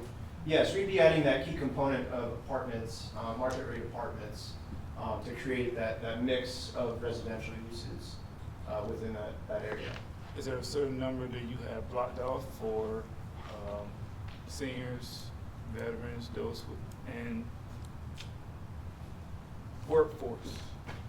So we do not have any specific zoning restrictions on workforce housing or senior living. That does not preclude the ability for seniors to live in this development. By having the density here in this type of product, which is not really available within the Main Street corridor, it does open up our opportunity for senior citizens who may not want a townhome or a single-family detached home. With all the maintenance, it gives them another option to live downtown. Also, this product at 4 stories, I'm sure Austin can talk a little more about that. But going to 4 stories, actually, the benefit there is they'll be elevator served. So that'll make it a little more accessible for senior citizens. What would be the starting rent price? I'll have to refer to Cross and Southeast on that one. Mayor. Mayor. Yeah. We don't have microphones, so we're just trying to make this work right here. Do you think? Mr. Cooper, either one of you, you saw I got up and I was talking to the planning director in the back. For the TC district, which is a planned district, and you guys know it very well, one of the requirements of the LDO is an assurance that the mixed part is actually happening in a timely way, as that has been a problem in Rolesville in the past. And in 2021, when the TC district was created, the text amendment at that time put a cap of, I don't remember, it's 50% of the units until 25% of the commercial had been built out, and that sort of thing. Here, it doesn't look like we have a number for the commercial side in terms of square footage, in order for staff to administer to know when you reach the number of units. I'm glad you pointed that out. I do remember discussing that in context of our initial application. Trying to figure out the math. We're aware of the requirement from the ordinance standpoint, and we plan to move forward on the commercial as soon as we can reasonably lease and permit it. So we were comfortable with the ordinance as written. I think it said that 50% of the approved residential units can be approved, permitted, prior to the first commercial permit being issued. And that works, it's very practical. That will still fit your timeline. That's right, that's right. So we're okay with the ordinance as written. And we didn't include a specific zoning condition or development standard on the amount of commercial development, but a good indication there is the TIA, which reflects a certain amount. I don't know that number off the top of my head, but that TIA was based on a certain amount of. As long as for a planned district conditional zoning, everyone's going in wide open-eyed with the idea that even though it would be approved for 260, you're really at 130 at this point until that commercial comes around. Yes, for 140, based on the TIA being at 280 and our application being 280, sorry. That's right. 280. Yeah. And we're prepared with that standard. Thank you. That was the only thing. Good? Okay, welcome, Austin. Thank you. Good evening, Mayor and Commissioners. It's great to be in front of you once again. And appreciate your time tonight. I'm glad we're up here a little earlier than anticipated. I do want to introduce, again, I'm Austin Williams with Carlson Southeast, and I'm master developer of the Walbrook project. I do want to mention that Yates Dunaway is here, and Yates is our multifamily product expert at Carlson Southeast, and he's going to be available for any specific questions related to the market or any technical issues that may come up related to multifamily. But he doesn't have a fixed presentation, but I'll turn it to him if he gets above my pay grade. I would like to say to supplement Mark's presentation, you know, he referred to the Main Street Vision Plan, and this is likely redundant as many times as I've been in front of you, but my engagement in Rolesville as a developer started with me being invited by former planning director Danny Thompson to be a developer on the Main Street Vision Plan board of ideas. I can't remember what it was called, but basically I was there to provide a developer perspective in 2018, and I was very engaged in the Main Street Plan. The areas of the property here at Walbrook that are outlined in red, not including the multifamily project that's presented there, so not including that northernmost piece. During the Main Street Vision Plan, it was identified as Catalyst Site A. There were 3 catalyst sites. Those catalyst sites were identified for high-density commercial and residential, and the outcome of the Main Street Plan for those portions of the Walbrook project, again, not including the northern 10-plus acres, was 1,068 residential units of a mix between multifamily, senior, townhome, and small single-family lots, and 57,000 feet of retail. Today, again, not including that northern parcel, our plans include 240,000 feet of commercial and 140 retail units within Catalyst Site A. So it was earmarked for 1,068 residential units of a mix, 57,000 feet of retail, and now it's 240,000 feet of retail and 140 units. So how did we end up there? I can assure you, and most of you probably know, because many of you have been here for a number of years, it was not because we went rogue and decided to develop more commercial than the Main Street Vision Plan called for. We have been urged consistently by elected officials, staff, and those involved in economic development and surrounding neighbors to bring restaurants, to bring a grocery store, to bring cool activities of a retail nature to Main Street. We've been asked because people want to have somewhere to go. They want to be able to access it by the multi-use path, which we funded along with our 12-acre donation right-of-way. And we leaned in on that.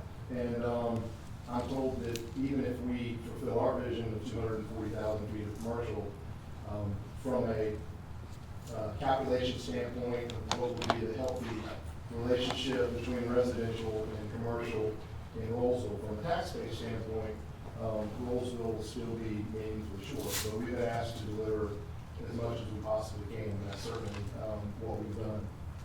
In that regard, by creating 240,000 feet of commercial, which I'm happy to walk through parcel by parcel, but I won't do that unless asked, we're creating jobs, we're creating economic activity, we are bringing people into the town. Yes, it creates traffic. That, you know, a large purpose of the, I guess it was now a $30 million Main Street project, of which we funded $4 million directly and many more millions through town roads and right-of-way donations, is to essentially accommodate what we're doing.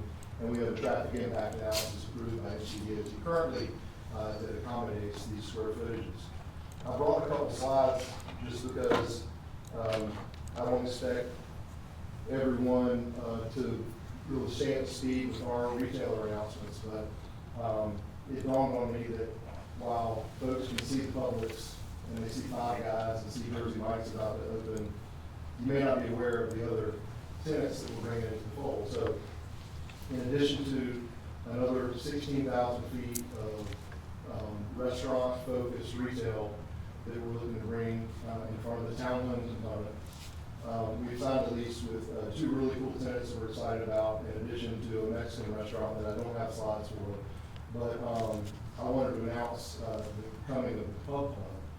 Pub Hub is a startup concept that is by a local entrepreneur, former tech entrepreneur, who wants to have his second go at business, and his idea is to start a local tap room. So this is going to be a beer garden atmosphere activity, and he has partnered specifically only with local breweries. So he has gone to local breweries and said, we want to be where you release your seasonal offerings. We want you to be there and meet our customers. And it's meant to be a very interactive tap room. Additionally, they've created some kind of bespoke technology that allows the customers at Pub Hub to order from restaurants in our project and throughout Rolesville and through an app and have food delivered in here. So it's just really interactive. And we have actually dedicated our entire corner space at the corner of Main Street and Virginia Water Drive for this use. So that's becoming part of the premises. Our big tree that we relocated from 40 miles away, the 10-inch willow oak, will be part of their premises. There'll be a fire pit. We have also spent recently about $6,000 for an expert mason to disassemble the chimney stack that you all may have seen in the woods that has been rumored to be the chimney stack from the former Rolls family residence. We don't know that. I'd love if somebody could confirm. Those stones are being stored in a warehouse and are intended to be used and repurposed as part of their upfit in the outside beer garden area. So we're excited to be working on that right now. I brought just some imagery of their branding. I was hoping I would have some better plans. These are a little schematic, but they've signed a lease and they're moving forward quite quickly. Where's the location of that? This is at the corner of Main Street and Virginia Water Drive. So where the two brick gabled areas come together, this is the outside area. This would actually be a view facing from the multi-use path. There's some landscaping in between it, but this is intended to be a string light beer garden type area, a small stage. The tree would be kind of in that back of the corner, and then there's another restaurant with outdoor seating behind that. And I'll get to the point, because I know this is not directly related to the rezoning, but it's very adjacent. So this is a concept called Sushi Nami. There's a local group that has a successful sushi restaurant in the Clayton area that we really enjoyed going to, who is under lease for a 3,500-foot space. I just wanted to show some imagery. I think they're going for a very kind of modern, elegant look. This is a large restaurant with a sit-down sushi bar with the chefs will expertly make your favorite roll right in front of you. They're going to have the outdoor seating area that is elevated towards the roundabout. And really, I think goes above and beyond, I would say, what you could even find in Wake Forest these days. Here's another rendering of the sushi bar. So why am I showing you this? I'm showing you this because it's been a major goal of ours to convince local restaurateurs to come in behind the Jersey Mike's and Five Guys of the world that would probably go into any public tank or shopping center that they could get into. They're great users. They do a lot of volume and they serve a purpose. But we're working hard to convince these types of uses to come to Rolesville. And the main thing that I hear all the time is we need more local restaurants. We want cool restaurants. No more pizza shops. Well, I can assure you that these tenants are coming on board because we've pitched this to be a high-density environment. And walkability from apartment residents is a critical lifeline for their business. Those residents are typically have more free time, are less likely to have children and children activities, would be more frequent customers at these restaurants. And to the extent our rezoning is not approved tonight, it will be a meaningful disappointment to these type of folks and the other restaurants who are reporting from Main Street. Publix is open, they're doing okay, but we need more density. We need more walkable residences to really allow them and others to thrive. In that regard, I figured since Mark covered the technical details and Yates can speak to any multifamily questions, I think I'll stop there and ask for any questions you all have of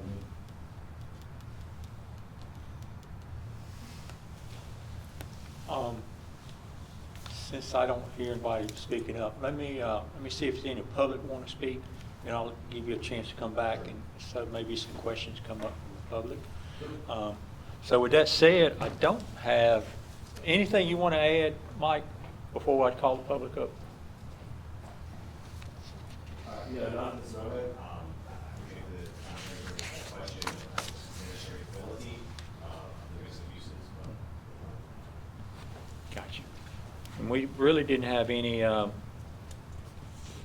public sign up to speak in favor or against, and I'm assuming you guys signed, but I'm assuming y'all speaking in favor, so we'll kind of come with that. Is anybody else, I'll open it up, anybody else want to speak on this matter? Okay, so with that, I'll call you back up and see if the board has any questions if you want to, and then we'll finish up with Mike. So last chance, board, any questions you want for also any of the people he brought on this matter with him? I'll start. So first of all, thank you for Publix. Thank you for the Walbrook development. We're happy. Yes, we want restaurants. We want the commercial retail establishments that will fill in all the annex units that you have at Publix. So we wish you well. We're excited. I'm excited. The ones you showed here, I will be there. And I will sing their praises and be there. As you know, yes, we're spending $30 million or so on Main Street. Main Street was, is, and will be a two-lane road. Burlington Mills Road is a two-lane road. Rogers Road is a two-lane road. Young Street is a two-lane road. All the roads in our town are two-lane roads. And I have a business on Main Street, and every morning at rush hour and every afternoon at rush hour, it's a parking lot out there. It's great for me, because they all get to see my sign in front of my business. It's not so great for everyone driving to and from work or wherever they're going. And I understand rooftops for retail, it makes sense, but it hasn't made sense for our town, and I don't know that that's changed any. I get it, and I know people will drive to the Publix, to all the establishments that are there. As that fills in, it will be busier, and people will be there. I don't think its success is dependent on this particular project, and I have a difficult time seeing how it makes sense from a traffic analysis standpoint for our town. I mean, I know you don't live here. I don't know if you've been on Burlington Mills Road at 2:20 in the afternoon when the middle school parents are picking up their children. I have sat there for 20 minutes and not moved a single foot. Now, that's a huge safety problem as well as anything else, but from a traffic standpoint, it's a killer. It just doesn't work. And someday, I believe Burlington Mills Road will be expanded. It could be 20 years from now. And yes, now with the Wake Med, we're looking at Granite Falls interconnecting with Burlington Mills. What's it gonna do? Bring more traffic. So I don't particularly see how adding 280 units at the foot of Burlington Mills Road, right next to Main Street, is going to help our traffic situation. I mean, we approved Arden, we approved Arden, it was 160 beds. It was people that weren't driving their cars to and from work. And now we've got 280 apartments that are 1, 2, 3 bedroom, I'm sure. So it's multiples, is it 560 or is it 840 people that will live there? And what percentage of those are driving? And yeah, walkability is great, but they're all gonna be driving too. Well, that's consistent with every conversation we've had. Yes, sir. Clearly, you weren't here when the Main Street Vision Plan was approved, because you would not have endorsed 1,068 units. You are absolutely right. Developed. That's right. 12% of that on our site. So it's inconsistent with the vision that I've bought into and that brought me to invest in. And your vision is inconsistent with the vision that the town has displayed to me that I've maintained consistency with. And so I think we can agree to disagree and Yes, sir. continue to be friends and have a beer together at the club. And we will do that, absolutely. Yes. Without giving up too much stuff, can you say what you're gonna do or what you're looking to do kind of with the 5 acres of commercial? Is it gonna be broken up a lot or is it gonna be? Yes, I'll share exactly where we are with that. So we have always expected that, or known that there was a strong demand of major medical practices and minor major practices to be present in Rolesville. And there's just not been an opportunity for them to kind of aggregate, you know, in a meaningful way. It's tough for a 3,500-foot medical practice to come in and afford to build a building in Rolesville. So we have, since the early days, well before Wake Med showed up with interest in Rolesville, earmarked that for medical office. Okay. We could develop it tomorrow as 4 retail pads and put fast foods there, and that's consistent with our zoning. That's not our desire, and that's not our vision for Rolesville. So we currently are working on a plan that has about 65,000 feet of medical office. It would be in 2 buildings that would allow us to build those 2 buildings at 30 to 33,000 feet as we lease them, which we actually have hired Capital Associates, who is regionally known as a very strong medical office broker machine to market that, and we have meaningful interest group. How does that relate to our rezoning to town center? Well, town center, while frankly, I believe untested currently, is intended to be a more urban format. It puts more burdens on us for both transparency of the buildings and also requires us to bring the buildings to the street frontages. We want to do that anyway. We think that's a more appropriate development style than what we could potentially do in GC, which would be a big building in the center surrounded by a parking lot. I mean, we still have to park medical at 5 per thousand, but right now our vision is for 2 medical office buildings. And I believe, and Matt can speak to this, our TIA allows us to do a fast food restaurant or a quick serve restaurant plus 60,000 or 65,000 feet of medical office. So if we do 65, we'd be well under what our TIA has been approved to do. Okay. But right now we think it's 100% medical. Okay, thank you. What type of medical would that envision that to be? What is that? Is that dentist offices or what? We're going to let the market speak. I think that Rolesville has enough dentist offices and pizza. Thank you. Thank you. They go together. We hear that over and over. We did do one. And the car wash too. And yeah, we're not doing the car washes, at least not directly. But I don't think there'll be 2 car washes on Main Street, by the way. So we'll see who plans first. Thank you. My words, not anybody else's. But there are a number of specialties that are extremely specialized, like endocrine science and endocrinology and other types of medical that is showing interest. OBGYN, primary care, and imaging centers and others. And for us, it's a balancing act of just trying to. It's almost like leasing a shopping center where you have to have a certain amount of tenants commit. And people want to see who's going first and where they're going to go in the building. But we really have no concern that the population growth of Rolesville and meaningful voids within different medical practices that they'll aggregate on our site and be a great use. Whether Wake Med decides that they may want to have a flag right on Main Street, that remains to be seen. But there would be an opportunity for them to come into our project if they wanted to have that presence. Like urgent care or There's no something? conversation in that regard, but I can see that happening. Yeah. Other questions? Down the board? I don't have a question, but I would like to say that we talk about diversity in housing in Rolesville.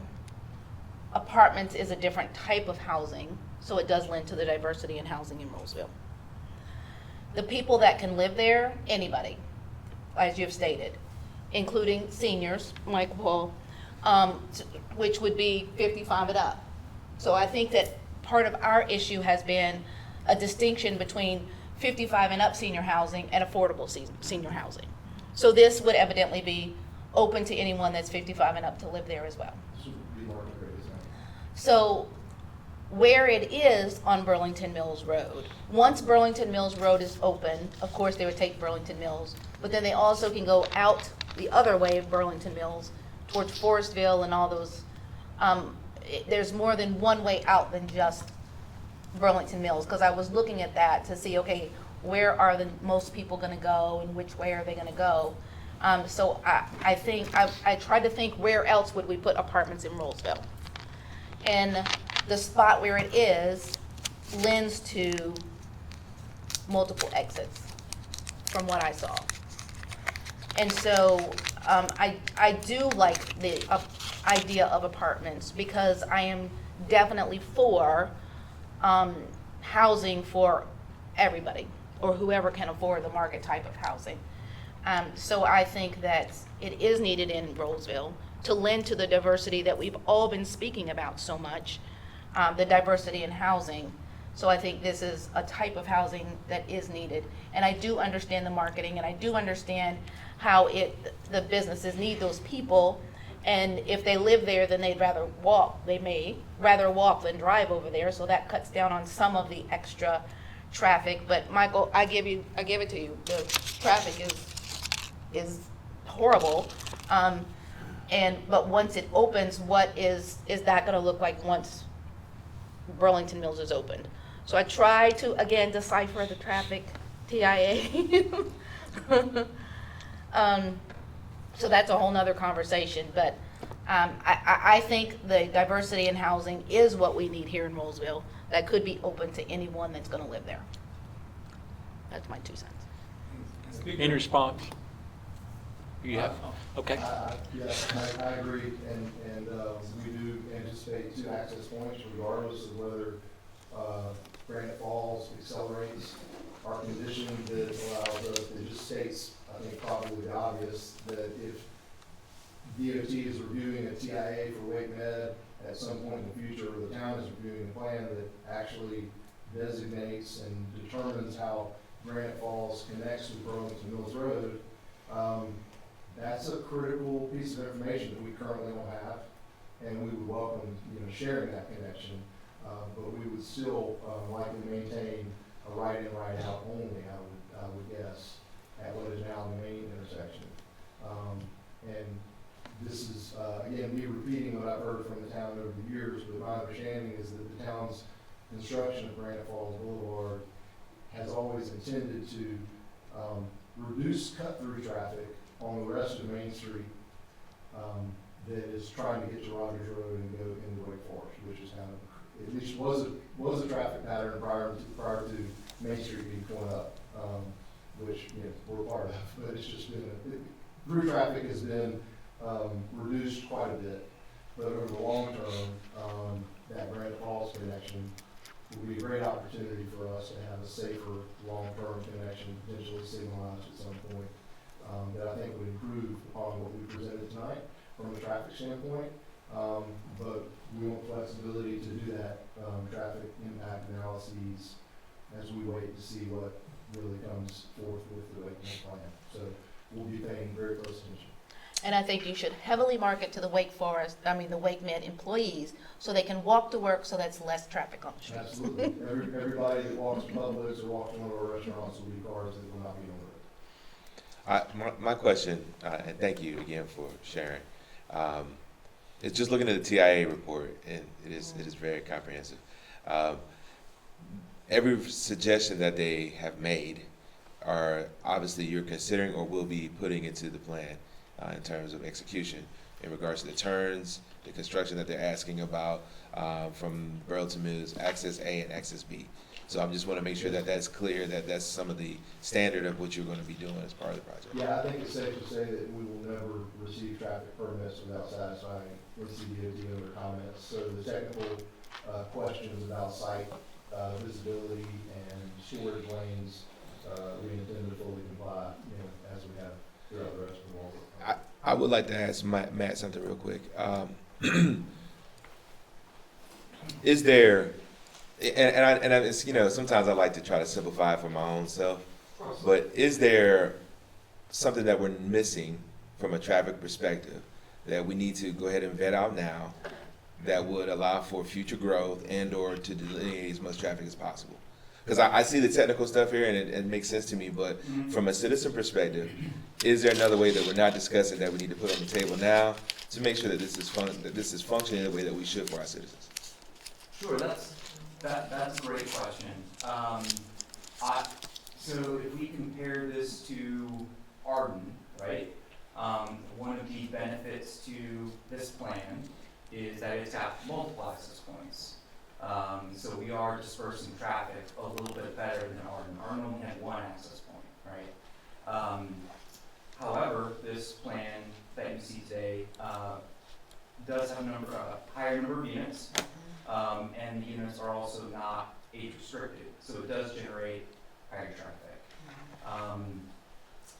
In terms of how we can disperse the traffic better, this site is fairly limited to the road frontage that it currently has, right? So it's currently bound by the middle school to the west.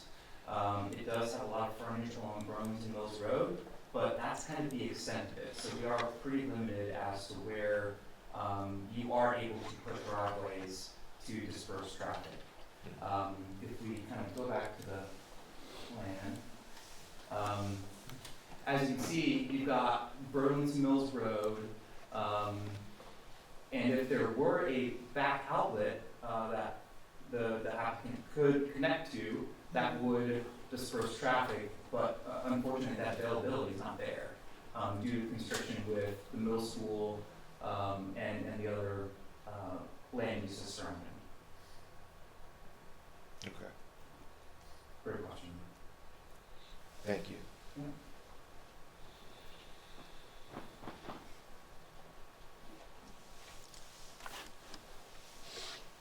Okay. That's, the question, I think, did you have a question? I do, sir. Question is about affordability. You said you had a rep that could answer my questions. Depends on the question, but we'll tackle it. Talk to me, because with the restaurants, all the Publix, all those employees, would they be able to afford to even live there? And basically, and the only reason why I'm asking is because the staff put together an estimate packet and we chose to continue the affordable housing, which I'm looking at a lot of jobs and their salaries. So now I'm asking the question of, would they be able to afford to live there? Yeah, I think so. So we're targeting for a one bedroom would be about $1,500 a month, and two bedroom would be around $2,000 a month. Okay, so a waitress or waiter at the sushi place or Publix restaurant that make $27,773 with a maximum of $694 is unable to live there, unless this math is wrong. In addition, we will have some studios that will be a little bit less than that, but on average it will be probably $1,500 a month for a traditional one bedroom. And I think what we're trying to do here is find the balance of high quality, attractive, both from the exterior as you're driving down the street or walking down the street, and interior, not over the top trying to get the highest possible rents that we can get, but also something that is attractive versus we have another group of folks we work with that do tax credit rent restricted housing, and there's a need for that in all communities and at various locations. But we had a brief conversation about it. That's not something that we thought was fit here for kind of being such a focal point in the community, and the architectural standards typically there are a little bit less attractive, I mean, you can do a little bit with it. So I think, it will be, you know, affordable, but, yeah, I don't have the information you're looking at for, you know, what a 27,000, you know. It's the jobs up Yeah, there. yeah, I mean, you know, often there's a lot of roommates involved for service workers, and creative, you know, living solutions that allows ways to get the rent down.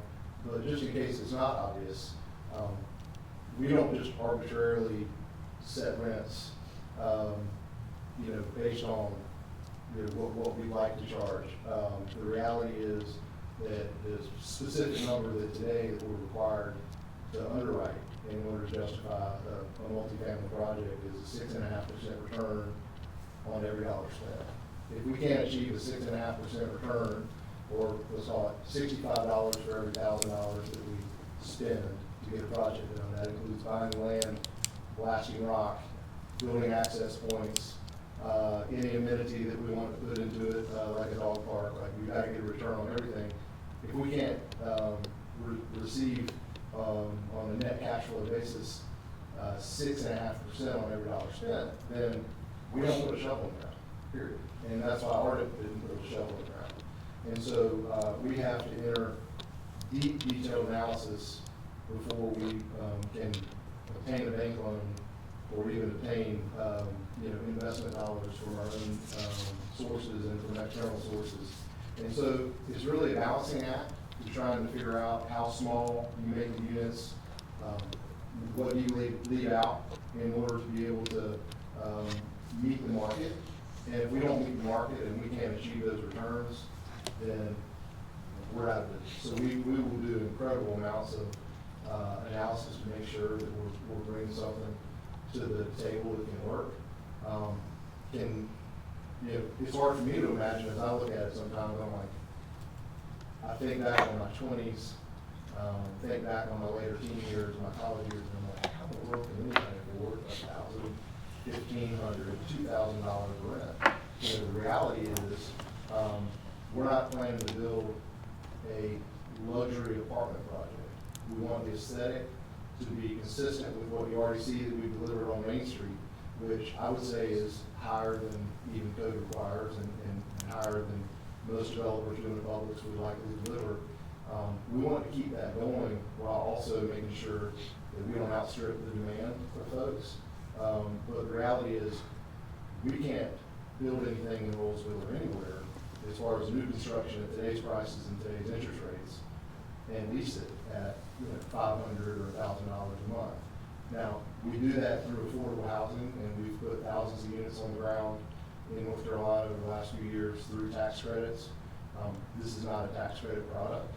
If there are some incentives, whether it's through a tax incentive and other things, tools that we've used in the past that can help us to restrict certain portions of it and deliver at workforce rates, which I think some people would say is 80 to 100% of area median income. We'd love to explore that. That's correct. We've not presented that as a condition. We do also in all of our projects, especially that we lease with Graystar, which is our preferred third-party leasing firm that we would use. That's all they do is lease apartments like this. We have the option to use or not use their veterans benefits. We activate that always, which reduces application and processing fees for veterans, which usually saves $300 to $400.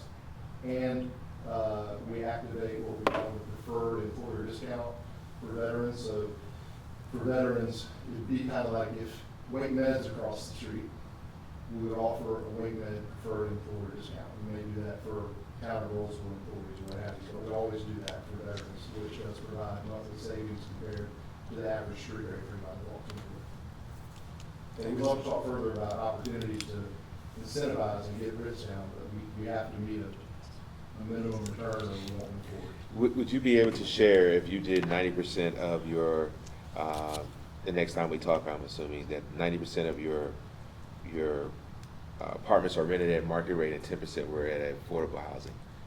28 homes, 28 apartments, if you will, out of 280. We have projects underway currently. We have one in Tampa where we earmark 10%, for workforce rates.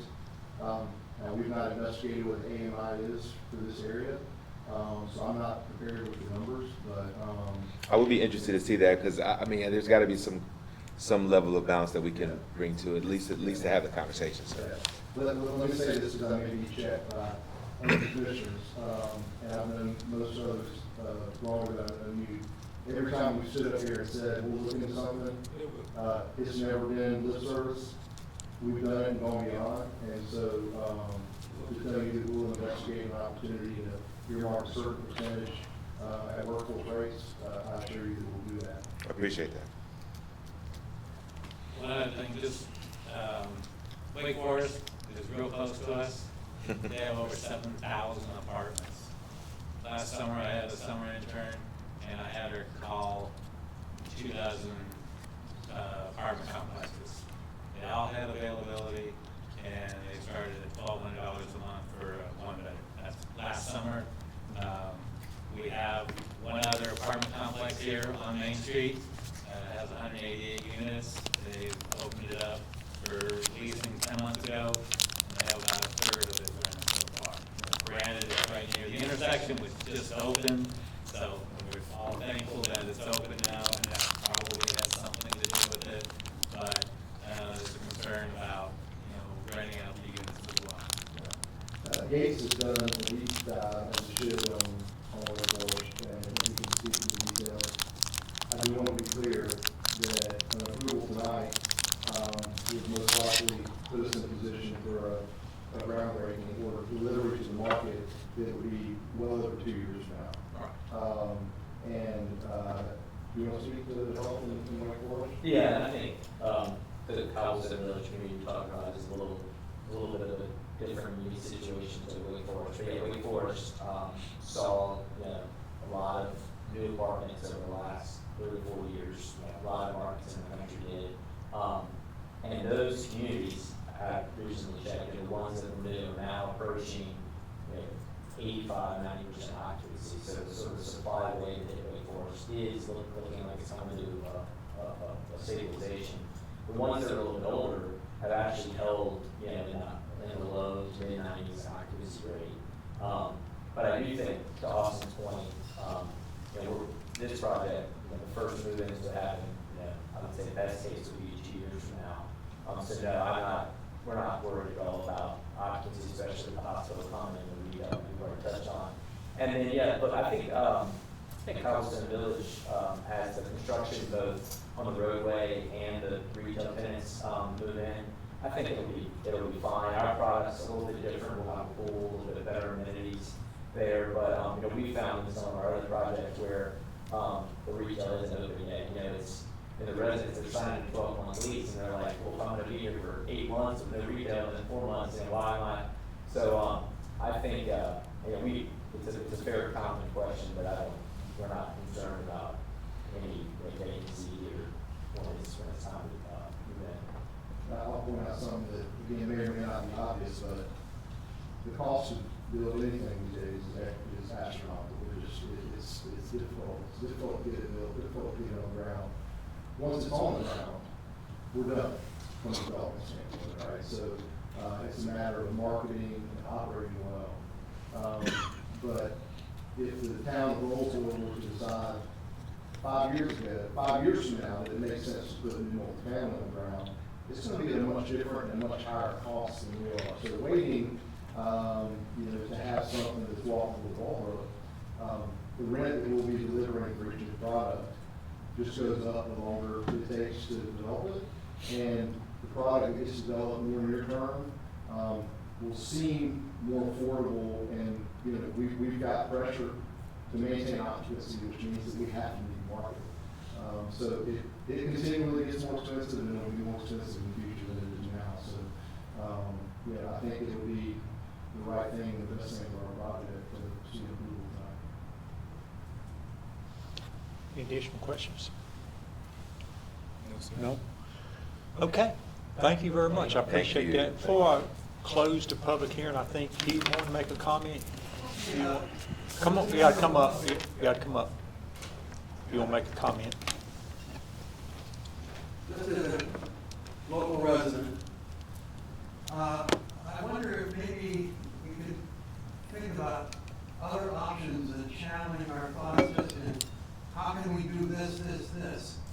I mean, I noticed when we moved here, the street, Main Street was gonna be remodeled, and talking about your two-lane highway, it seems to me that bikes lanes slow traffic when you have only a two-lane highway. And maybe if you have a little more space and kids can walk, but you won't have to have a bike lane, or you have a little bit more street room, that might help. Then there's time sharing, time shifting for people who work certain times and school sessions, so that you spread out the traffic that is cramming just the straight Main Street all the way straight down there. And then, this is something that comes to mind is, if you had jitney buses, you go from one end of the street clear down to Youngsville. And what about parking garages? I mean, if you make it an attractive place to come to, I could see some money put into a parking garage underground or above ground, and people would take the buses and leave the driving to the bus instead of but even just going to work at different times, instead of everybody has to start work at 9 o'clock and 9 to 5 or what have you. And make an incentive for that to occur. And then kind of far out is, for some reason, Las Vegas booms. And they don't have a worry about their strip. They just create some sort of, I'm not saying maybe you're going to have casinos here, but who knows? Okay, that's all. Thank you. So, okay, board, I'm gonna close the plan is to close the public hearing, and we'll bring Mike back for final comments. Anybody has any questions? Anybody before I close the public hearing? All right, I'm gonna close the public hearing. Mike, any final comments before I turn it over to the board? No final comments, just a reminder that the next item on the agenda is related to this project, same applicants, et cetera. It's a judicial hearing. Okay. Any questions for Mike? Okay, so I'll turn it to the board for discussion and deliberation. So what's the opinion of the board? I move to approve rezoning request REZ-25-01 Walbrook Flats because it's consistent with Rolesville comprehensive plan. Okay. Got a motion, is there a second? I'll second. Okay, got a motion, second. Any other discussion? Not hearing any, all in favor say aye. Aye. Opposed? Nay. You got that, Madam Clerk? Sounds like the ayes have it, the ayes do have it, the motion approved. Thank you, board. So with that, next thing we got is a quasi-judicial. We've been going for a while here now. There's you included consistency statement, there was nothing else to include, right, Phil? You rolled it into a single, and I Yeah. believe we have a case law that allows. Yeah, so he did that, so I just want to make sure. So it sound like we got all the legal stuff done, but the next thing is something very legal. So if the board want to take a quick recess? Yes. Okay, so let's take a quick recess to 9:30. Got 9:20, is that right? All right, so 9:30, we'll come back to our last budget. Okay, next item is a evidentiary quasi-judicial hearing for alternative parking plan for 4724 Burlington Mills Road. Before we start that, I think usually the attorney has a comment to make, a statement to make. So I'll allow him to do that. And I would just say this is a little bit different than a public hearing. And the board, we don't do these as often as we used to. We used to do them quite often, but we don't do them used to. So I think he'll tell us that, we treat this as a jury.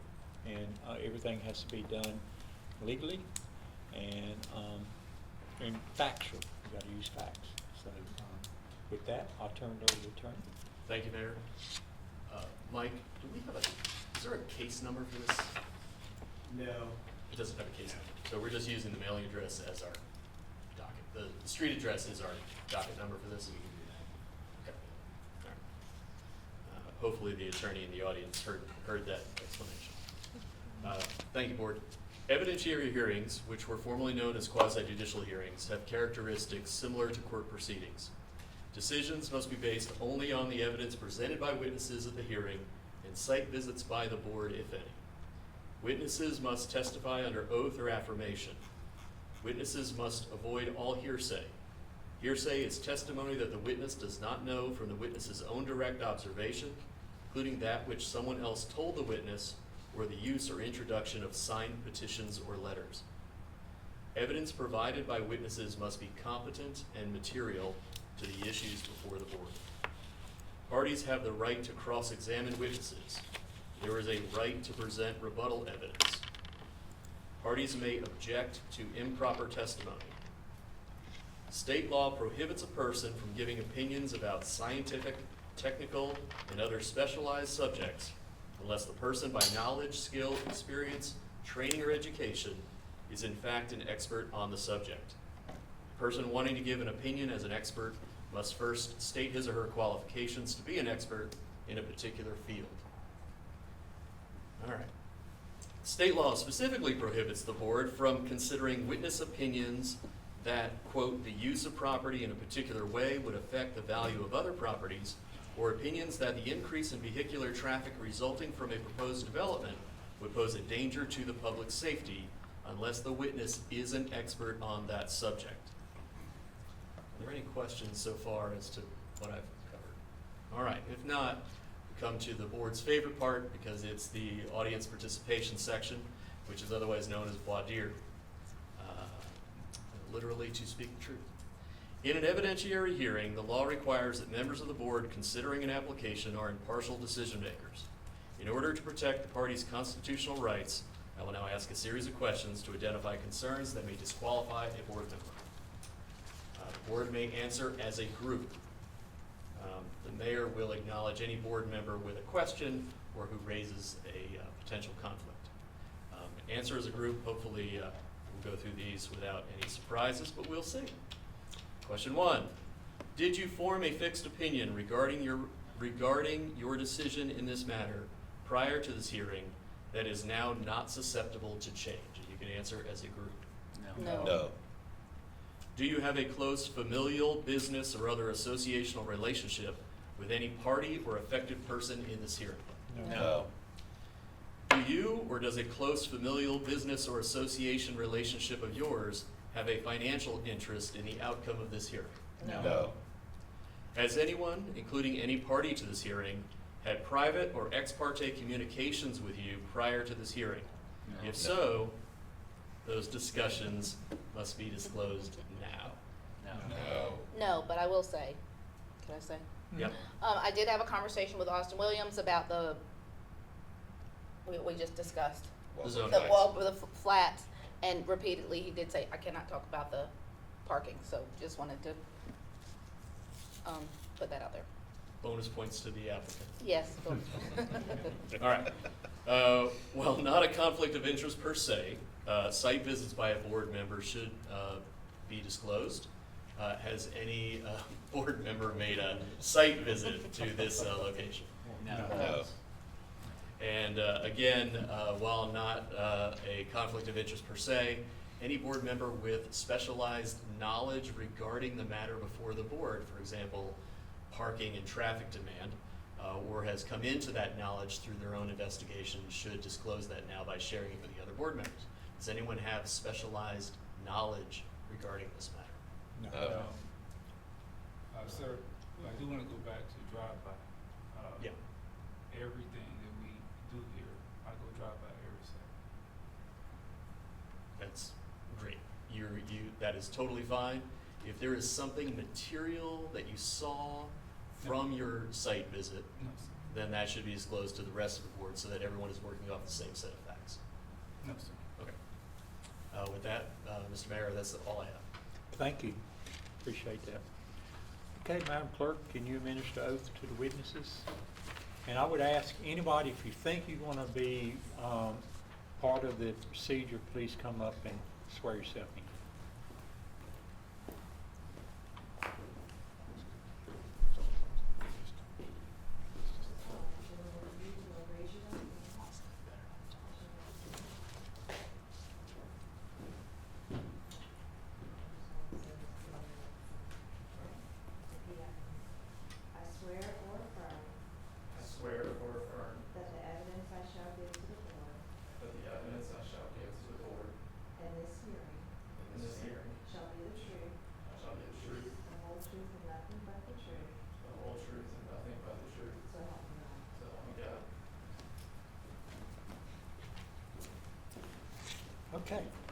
with that, I will open this evidentiary hearing, and I will call for a staff report. Beginning on page 206 of your packet is the applicant submitted parking reduction study document.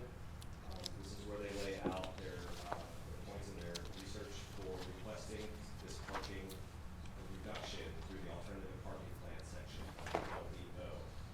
The mathematics are based off 264 dwelling units, which at the current standard of parking, which is 2 units per multifamily dwelling unit in the zoning district, which is now the zoning district of this property, that total will be 528 spaces.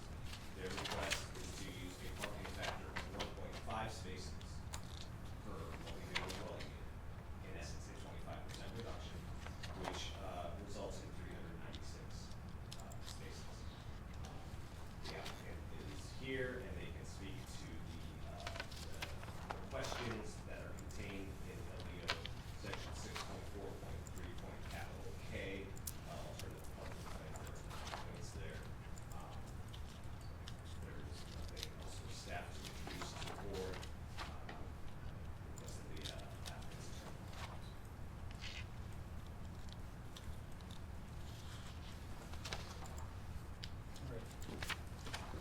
Well, I will, thank you. Any questions for Mike before we proceed? Okay. So I will ask for open comment from the lawyer representing the party.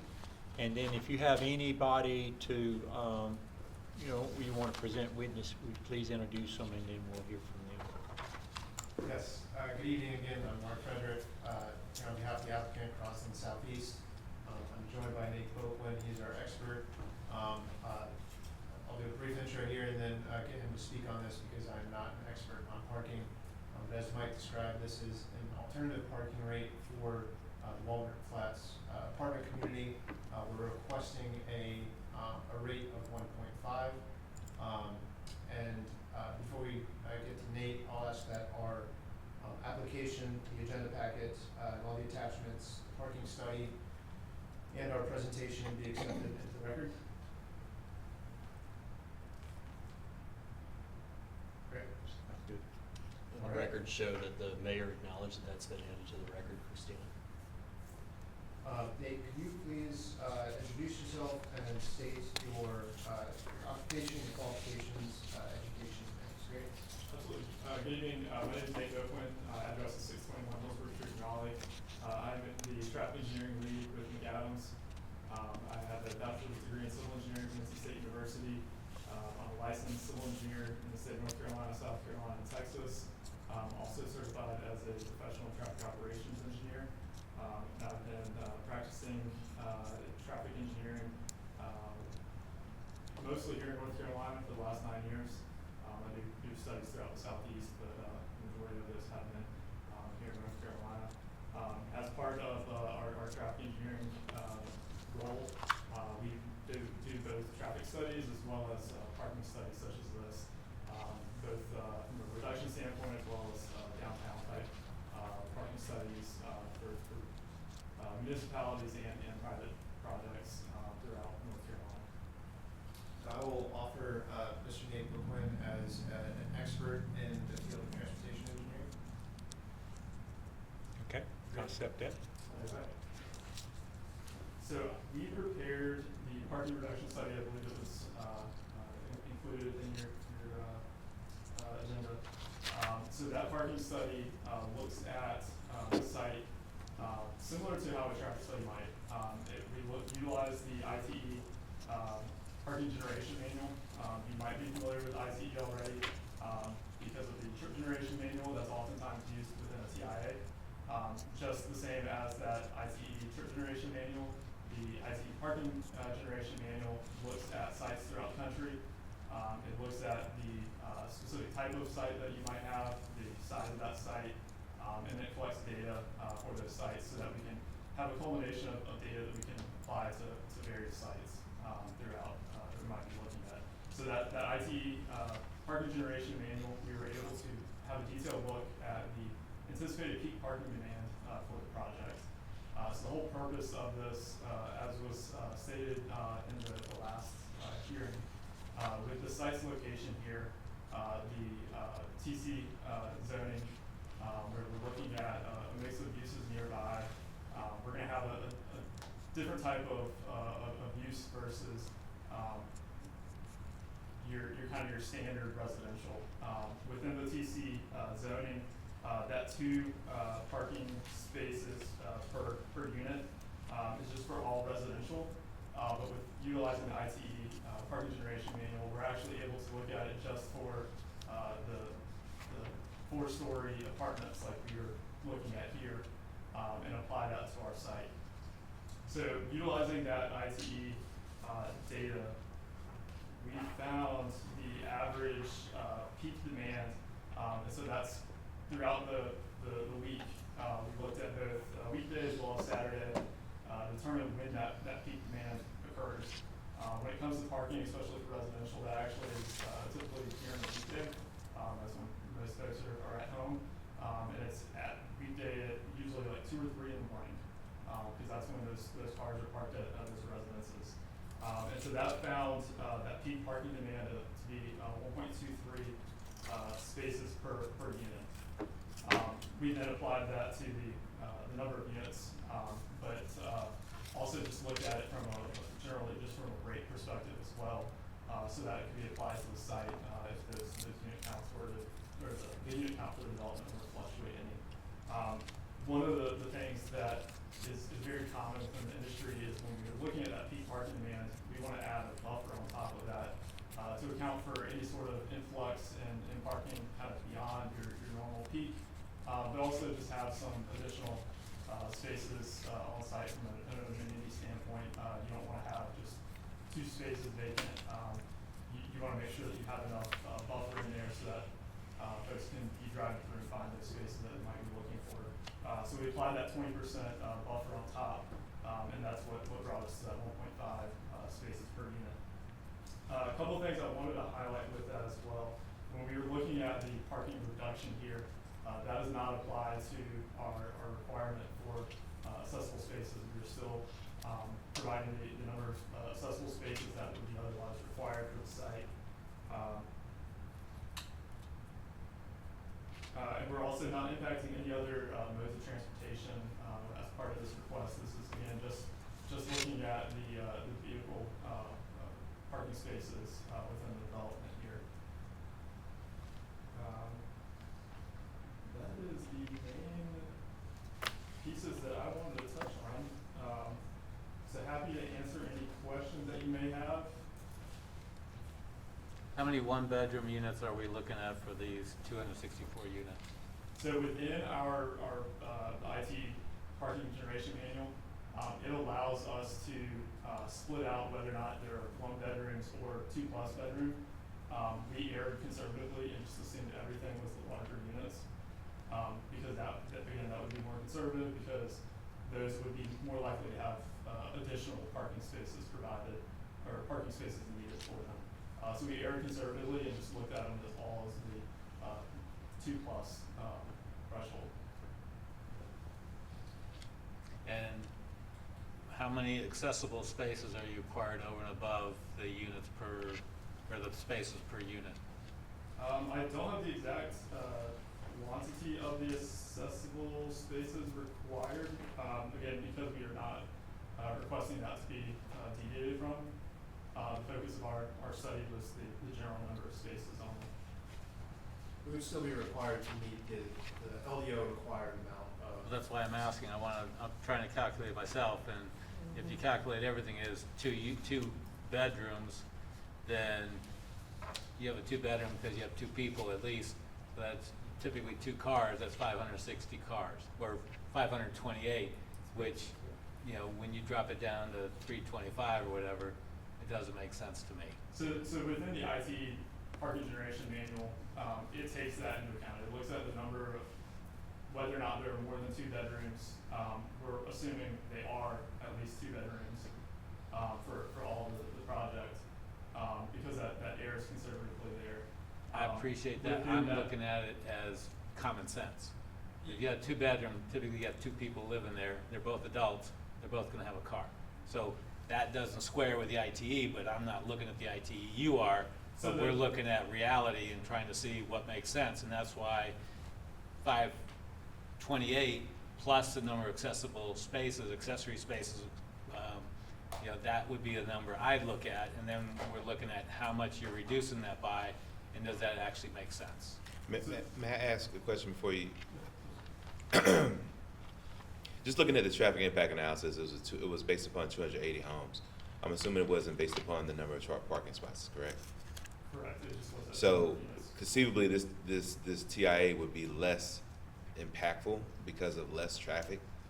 Am I putting that together, or would that not really be relevant? The strips and parking spaces are kind of independent of one another. Okay.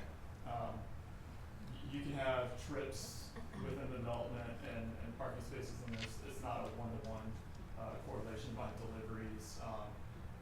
Those trips might not all occur within the same moment, so that turnover doesn't necessarily reflect the exact number of occupied spaces. You might also nowadays too have somebody either working from home, or you may have somebody that one individual works from home and doesn't have a car, and so they car share with their spouse. There's a lot of uses which the IT parking generation manual takes into account. It was most recently updated in 2023, so it was able to take into account some of the new patterns of users here since the pandemic. I will also state for the accessible parking spaces, the rate we're requesting, the 1.5, is the overall rate, not the specific. We're not requesting to reduce the rate of accessible spaces provided. That's an independent amount based on the amount of units. I might ask for someone to correct me there, but it's based on the units, independent of the overall rate of parking provided. So we might be providing less overall parking spaces, but the amount of accessible parking spaces does not decrease as a result of this request. I appreciate that, but the bottom line is, how many parking spaces are there gonna be for this particular project? And that's a combination of the number of accessible spaces you're required to have, plus the number that makes sense for the number of units and potentially the number of occupants. That's right. And that's not from your ITE, that's from us calculating it on our own and trying to square that with what you're presenting to us, that's all. Yeah, and Yeah, it's basic math. yeah, and I appreciate your opinion on that. I think based on the parking study, that's kind of what we're relying on here for this request. Yeah, but it's a simple question, how many accessible spaces are you required to have? I don't know based on the numbers. We probably could figure that out if needed. But again, I also think that's based on bedrooms, which I Commissioner don't Paul. think. Yes, sir. We should be able to get that from Mike at the Okay, LDO. okay. That's an LDO number. Sure. It's, I'm looking to see what the If he answer can- is, yeah. to see if Mike can look it up and get it for you. Sure.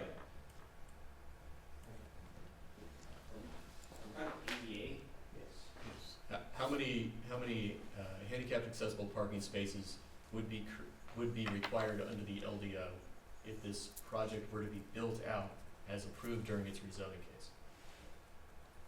And then the second question, which may go back to your point, is are those included in the total number of spaces that you're talking about, or are they in addition to? It's included within Okay. that, so we look So at it's less the total important. number of spaces. Okay. Yes. Good enough, thank you. So I have a question. I need clarification here. You said that you're supplying the number of spaces required for the site. So how many spaces is that? So we are requesting a alternative rate for the site of Yes. 1.5 spaces per unit. So when you said you're supplying their spaces, the number of spaces required for the site, That's with the reduction. We would provide the number of spaces required with the reduction. Okay. That we're requesting. I think, if I can speak for Commissioner Sneed, she's asking, before your reduction, how many are you required to have? 528. Yeah. Right. Yeah, Right. Sorry. And the final amount will be based on the amount of units included in the development. Right now, we're showing 264 on the concept plan. That could go up to 280, it could go down to 250. But that final amount of parking spaces will be based on that final amount of units. Right, and so that just kind of leaves it up in the air for us. Which is, yeah, so that's why we refer to that rate of the 1.5 spaces Right. per unit. So I want to ask a question about the information that you provided here at the end with the not close to retail. So you gave us one that has 44 studies with an average number of dwellings of 231. And then you gave us one with average number of dwellings at 4.86 with a number of studies 2. So within the IT parking generation manual, these are just excerpts from that. right. And so for the weekday data that they have, the average size of the apartments that they had data collected at, they had 44 total sites that they collected data at. The average size of those was 231 units. For the Monday through Fridays. Yes. So I saw that. Yep. But then for the weekend, they only had information for much larger, and only 2 studies for that. They had nothing that was a little bit more They had less data available. One of the things that they're very strict about taking out land uses if they don't feel, as the IT board doesn't feel that they have sufficient data.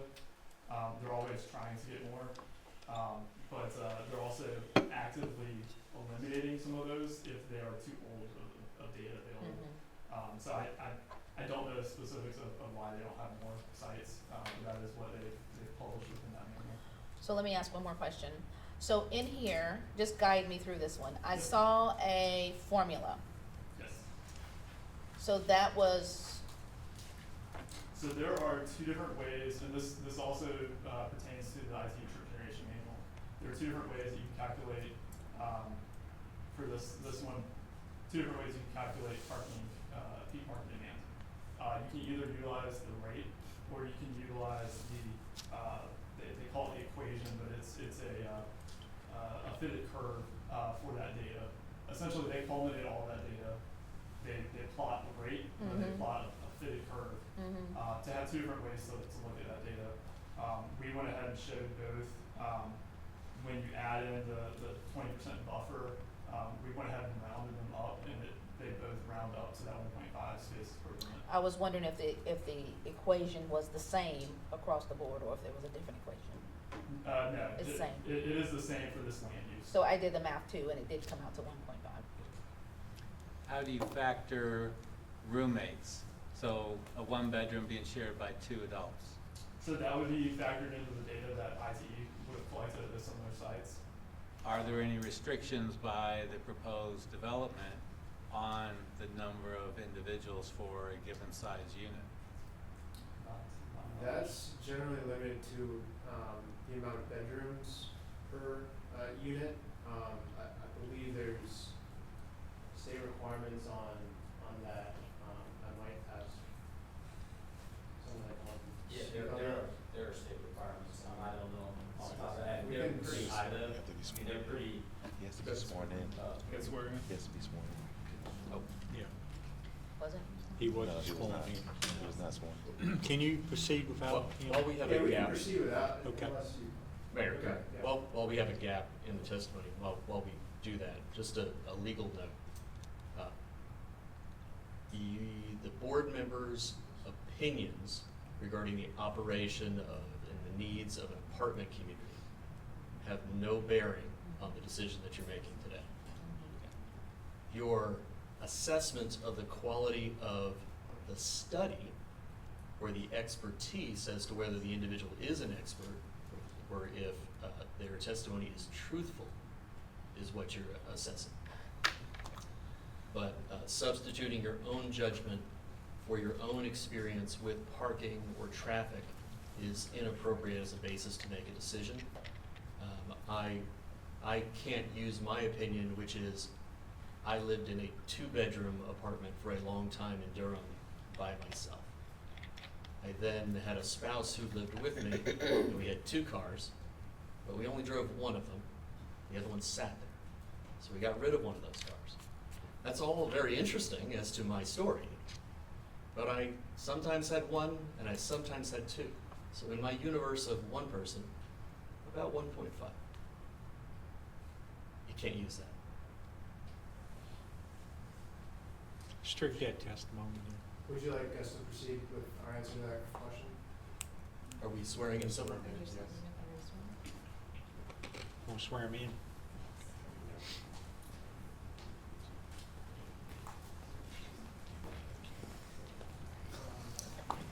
Anyone else need to be sworn in, so we don't have to do this again? Come on up, let's get it all done.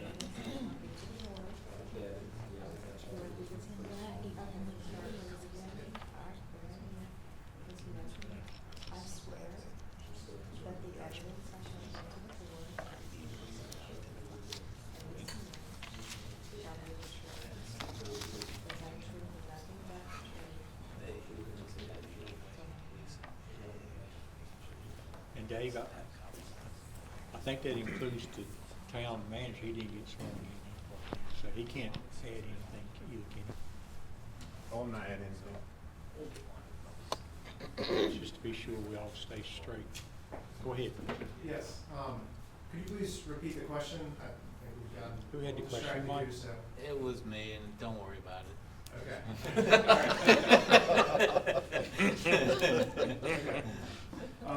That was so 2 minutes ago.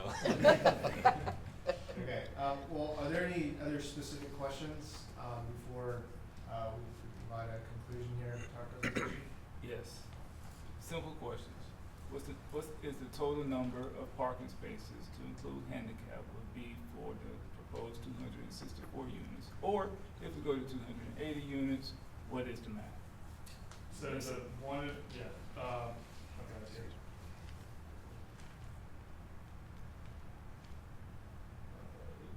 So with the 264 units at 1.5 spaces per unit. 396.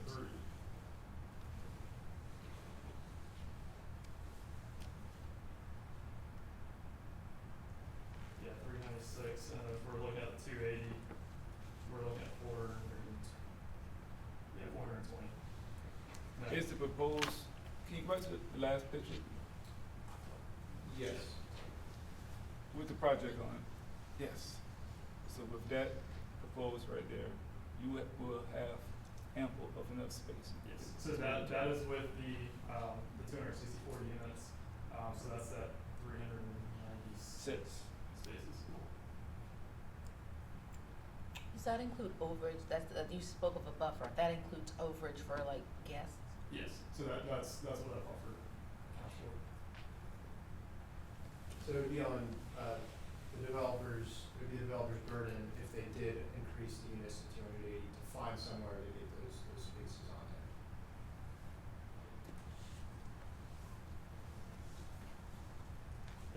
So other developments that you've created of this size, you have reduced the parking to 100 to 1.5 spaces.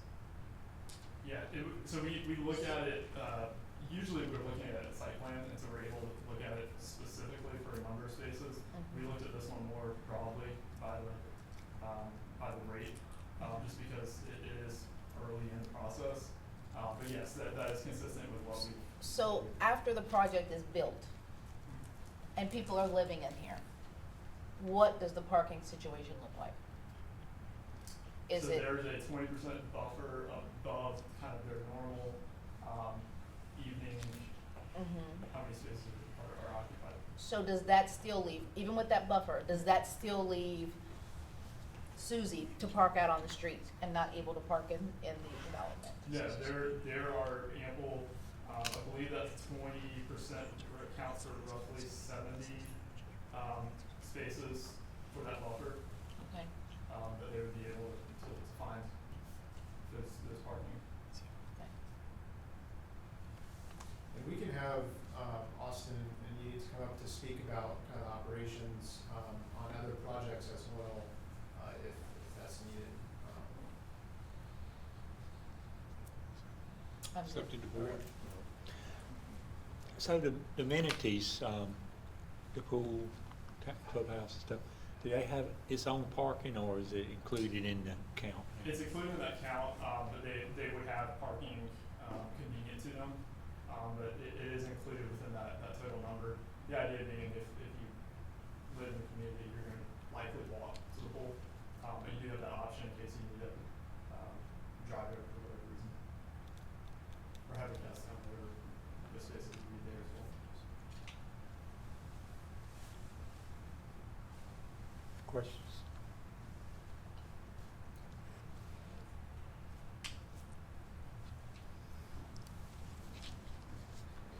Any other question, board? Oh, Okay, and I'll turn it over to you. I don't think I'll call for evidence. Anybody, any witnesses in opposition to the application? I didn't see any, but I'll call anyway. Any witness in opposition of the application? Not hearing any. Brief closing? Yes, so there are 9 specific criteria we need to present evidence on. We have responses to each in our presentation. We've touched on a lot of them as we've had the discussion and Nate's presentation. There was a couple here that I did want to touch on briefly and just make sure there weren't any questions on. So there is a criteria on whether or not the alternative parking plan minimizes the visual and aesthetic impact on public streets by placing parking areas to the rear or along the side of the buildings. Based on the concept plan you see here, that is what has been done here.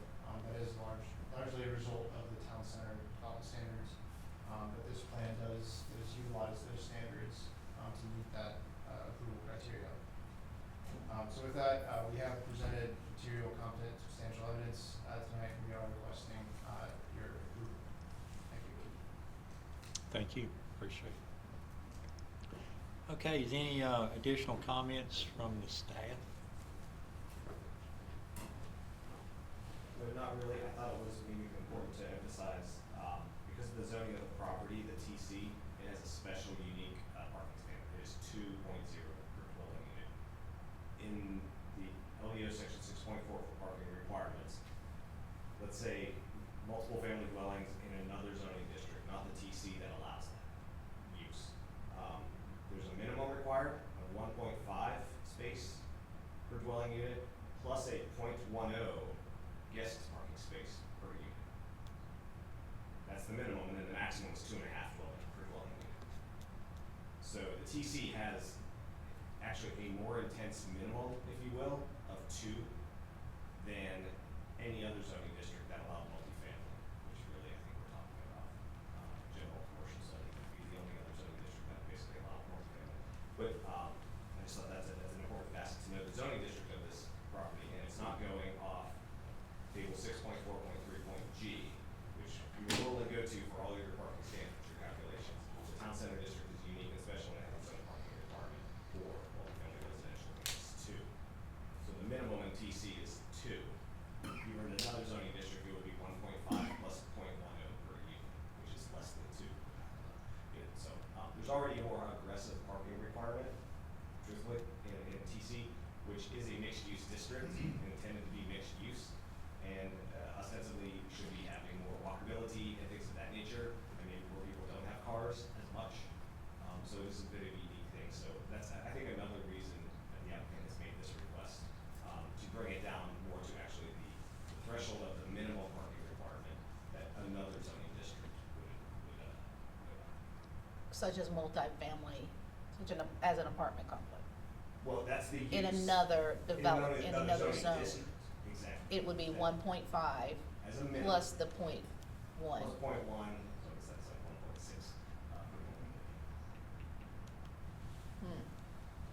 1.6. Okay. So if there's a concern that this request is really going far below anything else the town would ever envision, I wanted to provide those numbers or the section citation so that you can understand that what parking requirements are in other zoning districts for the same use. So if it was in another zone, That's right. It would be. It will be held to 1.6 spaces per unit. They might not be coming forth with an alternative Got it. parking plan. Okay. So it is unique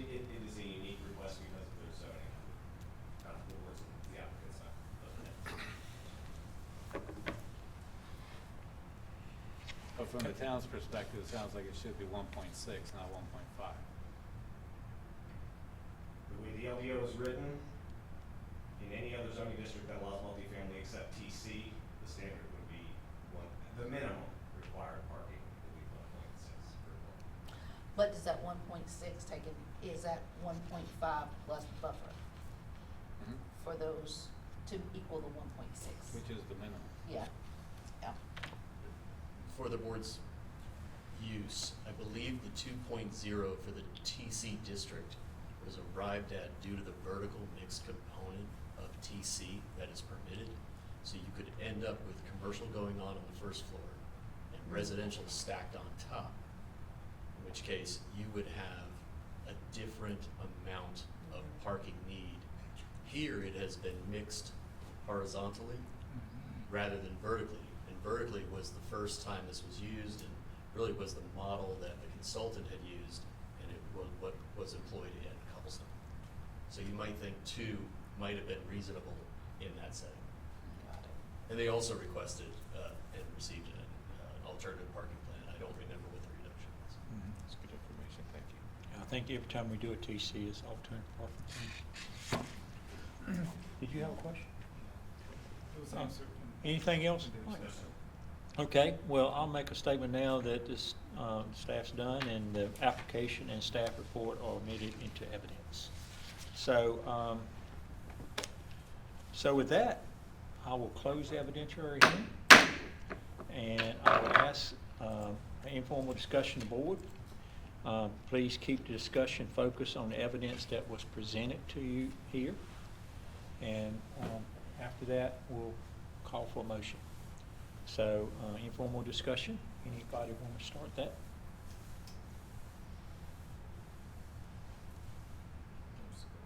Not hearing any, then we will call for a motion. Move to approve alternative parking plan for 4724 Burlington Mills Road. I have a motion. Is there a second? Second. Okay.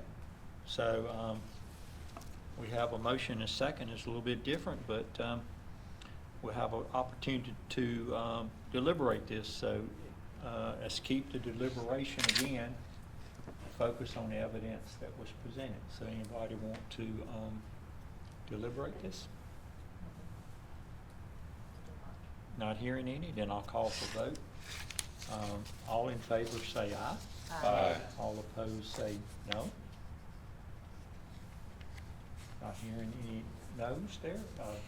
Ayes have it. Does have it, and the motion is approved. Thank you, board. Appreciate that. So with that, we got through another evidentiary hearing. So, and I think it turned out okay for you guys too. So we're excited. I think everybody's excited about the what did you call it? It's a tap bar. Pub hub, so, excited about that, so. Tsunami. Thank you, and the hearing's closed, right? You bet. Yeah. Unless you're gonna, if you're gonna appeal, then. Yeah, how long do I have to appeal? No, just to say, if I had had the opportunity to talk about this with council members beforehand, I would have pointed out what is again probably obvious, which is that we are highly incentivized to make sure that everybody that we rent to at market rates has a parking space. Based on our experience, 1.5 is usually the high water mark that we meet in most of our locations. We deliver to less parking, 1.3 and 1.4 at a lot of locations. Actually, we have municipalities pushing our parking count down because they want efficient use of land and less asphalt, less impervious areas. And so there are a lot of municipalities are pushing it down because they don't want unused parking spaces. So we have a high level of comfort that there will be no operational issues. So I appreciate your support on both measures tonight. Thank you. Thank you. Can I ask one question? Yes. You know that map you had on there of Crossland with the 7-Eleven and Bojangles and all that stuff? Is that online? Because I looked and I couldn't find it. Can't find it either. We have a version of that on our marketing plan that has a little less information, but a different version of it. We're in the process of updating that, but I can certainly send that to you. I would greatly appreciate that. And just one additional question, then I'm done, I promise. So, I know that you have businesses coming online. Can you tell us what may be coming, soon? Any idea? In the Publix anchored shopping center, which has 30,000 feet, there's only one unleased suite. And that is the suite in the building that's parallel to Virginia Water Drive. Right here. I'm sorry, right here. And so everything else is leased. And so I can run through those tenants, but those, we had, announced those previously in a press release, so I can update those I now can or look later. I can look for the press release. So otherwise, beyond Chase and Chipotle, this is a 16,000 foot building. Starbucks has long since had interest.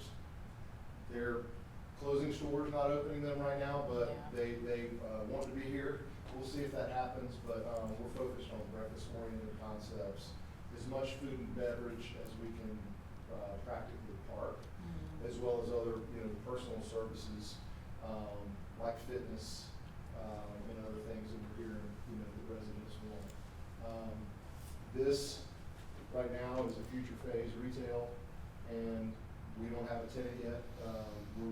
Anybody that calls, we're really kind of focused here. So we'll move to here with retail. We don't own this any longer. This is the medical office. This road will be abandoned, presumably, once Burlington Mills Road opens and this opens. So we'll share a boundary with Wake Med. And we'll probably buy something from them, or they'll buy something from us here, because we both have weird geometries. So if they move forward, then I see this kind of going to one or the other. And then otherwise, we're still working on these tracks and don't have deals signed. But we do think that within the 16,000 feet here, we've got enough momentum with food and beverage that this is really going to be the second kind of cool zone of multi-tenant activity.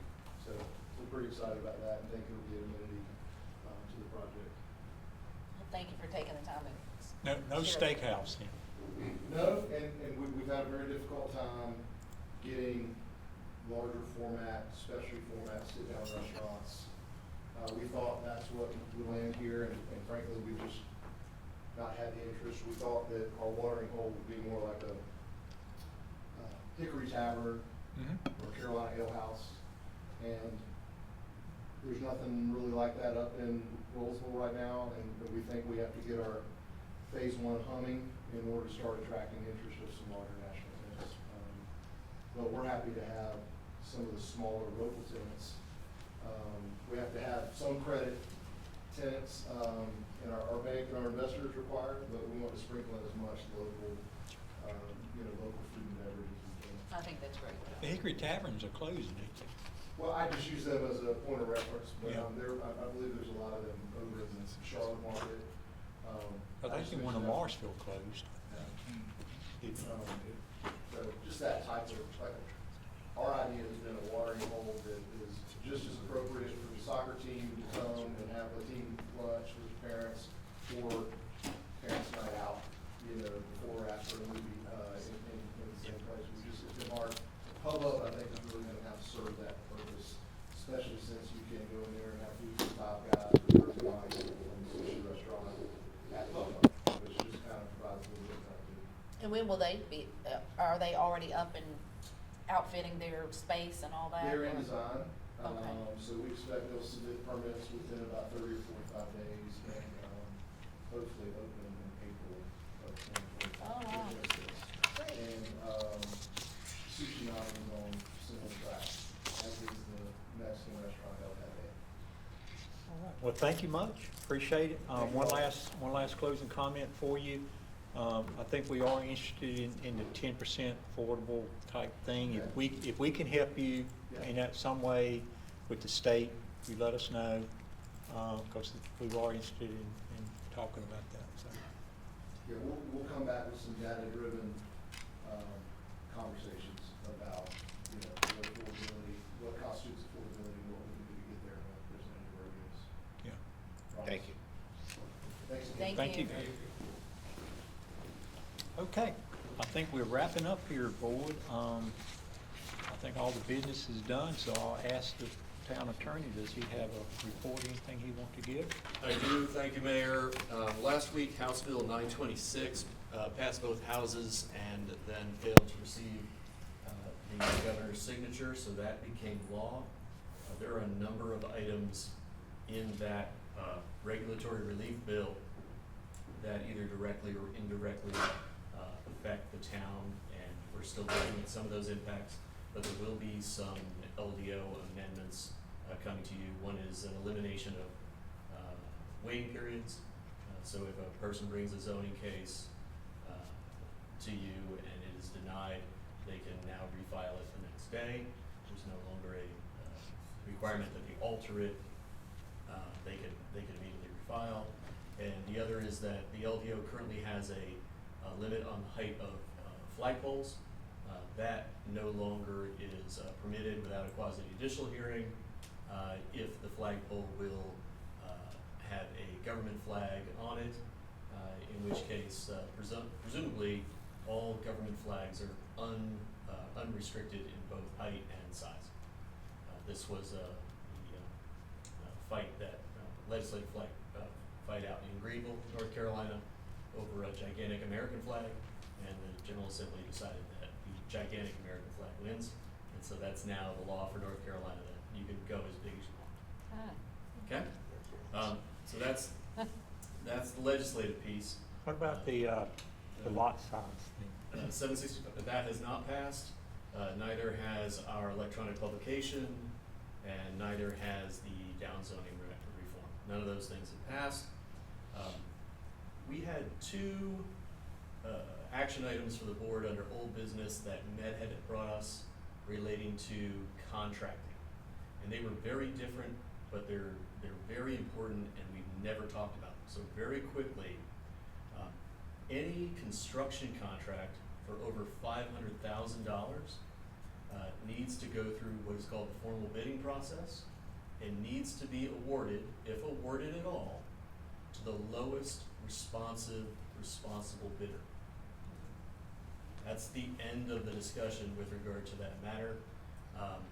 Now, there is a judgment call to be made with regard to responsible.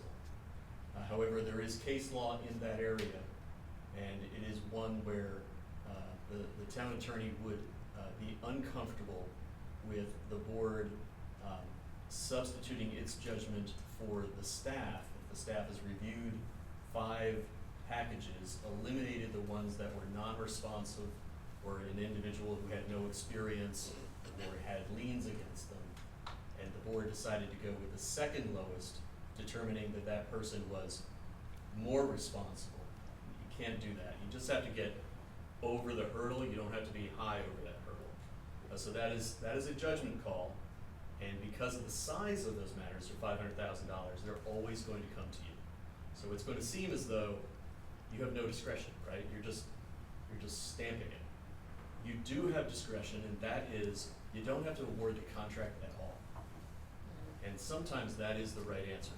So the bidders are not vested in a right. Just because they're the lowest responsible bidder, they're only vested if we do the deal. We can also re-advertise and start the whole process over with different standards.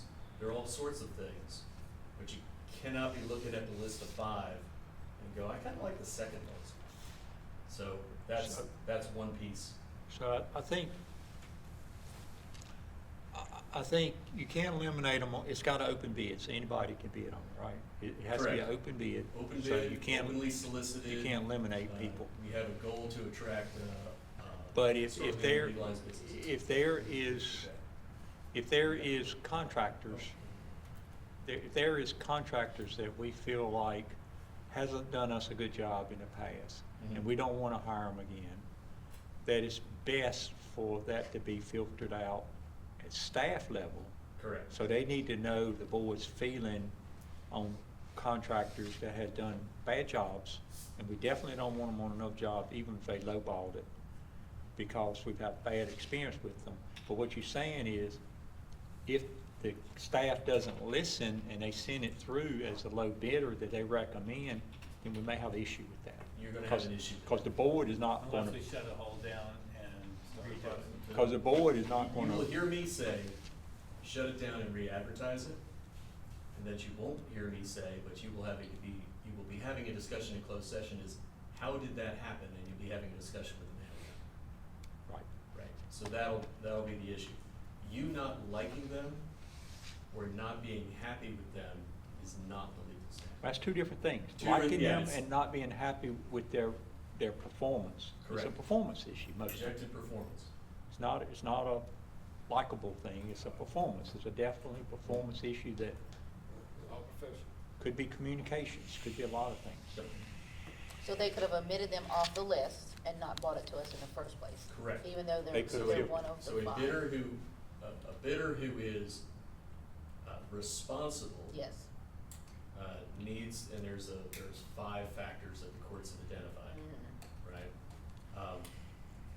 That's sort of a binary choice. It's 1 or a 0. They either are a responsible bidder or they are not, and it's judged as against the project they're bidding on. So a very small business might not be a responsible bidder for a very big project, right? That they just don't have the financial wherewithal, the staffing, but they bid in anyway, and they end up really low. They're responsive, they're low, but that's not a responsible bidder. Okay. They can't be, even if they were really good people, they just don't get over that hump.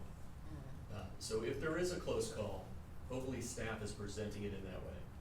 There are towns that have identified certain companies that, DOT has done the same. They have blackballed them until they get their act together. They've got outstanding judgments against them. They have liens against them. None of those are responsible bidders. So we'll need to make sure we have that list, so there are no mistakes. No open litigation.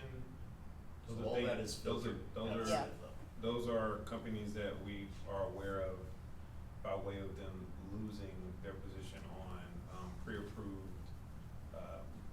lists. Mhm. And so that they will not be listed on the DOT website, as an approved vendor. But that's also why we work so closely with Withers, because they are always in the loop on those things. And so there've been, over the last 3 years, and I've been here, we have rebid 2 different things because of that. And altered it, or either if it was a bid opportunity for a project, we would change what we're asking for and say we're looking for proposals to partner on a particular thing, so that there won't be a dollar amount attached to it, and we can go off the proposal instead of the dollar amount, and then work off, the subsequent things. But we naturally do certain things to avoid those situations. And we're particularly vigilant about that now, so. And the final contracting piece was the other one you received, and that was a recommendation from the staff to retain the services of ADW as your architectural firm for the farm. For reasons that start at the federal level, that one is totally different. So that is a contract where the town does not look at their cost at all. Instead, requests for qualifications go out, and what is brought to you is the most qualified bidder, or most qualified proposal, the best proposal brought forward. And that is who you choose without regard for their hourly rate or anything like that. And what was differentiating the, So one of them is you're going with the lowest bidder, and the other one is you don't even know what they cost. right, You're choosing most qualified. So rather than the lowest, you're choosing the best. Right. And that applies to architects, engineers, and other selected professionals. okay, that answers my question. Licensed professionals. The cost piece does still come in. So this evening, you approved ADW, but you didn't see how much it was going to cost. However, the town has a budget. So negotiations with the best qualified professional will go on, and the manager will determine whether that contract can fit within the town's needs. If not, it goes back to the RFQ process to shrink the scope so that you can afford to do it, or it gets shelved for next year when the budget can handle it. But plenty of times, most qualified, this is the Mini Brooks Act, if you've seen that reference as a federal term. Many times, you will choose the most qualified and then find out you can't afford them. If you can't afford them, you can change the scope, or you actually, in some cases, can go to the second highest and start a discussion there. But you have to start with most qualified. And there's a judgment call there as to which path you want to take, both are legal.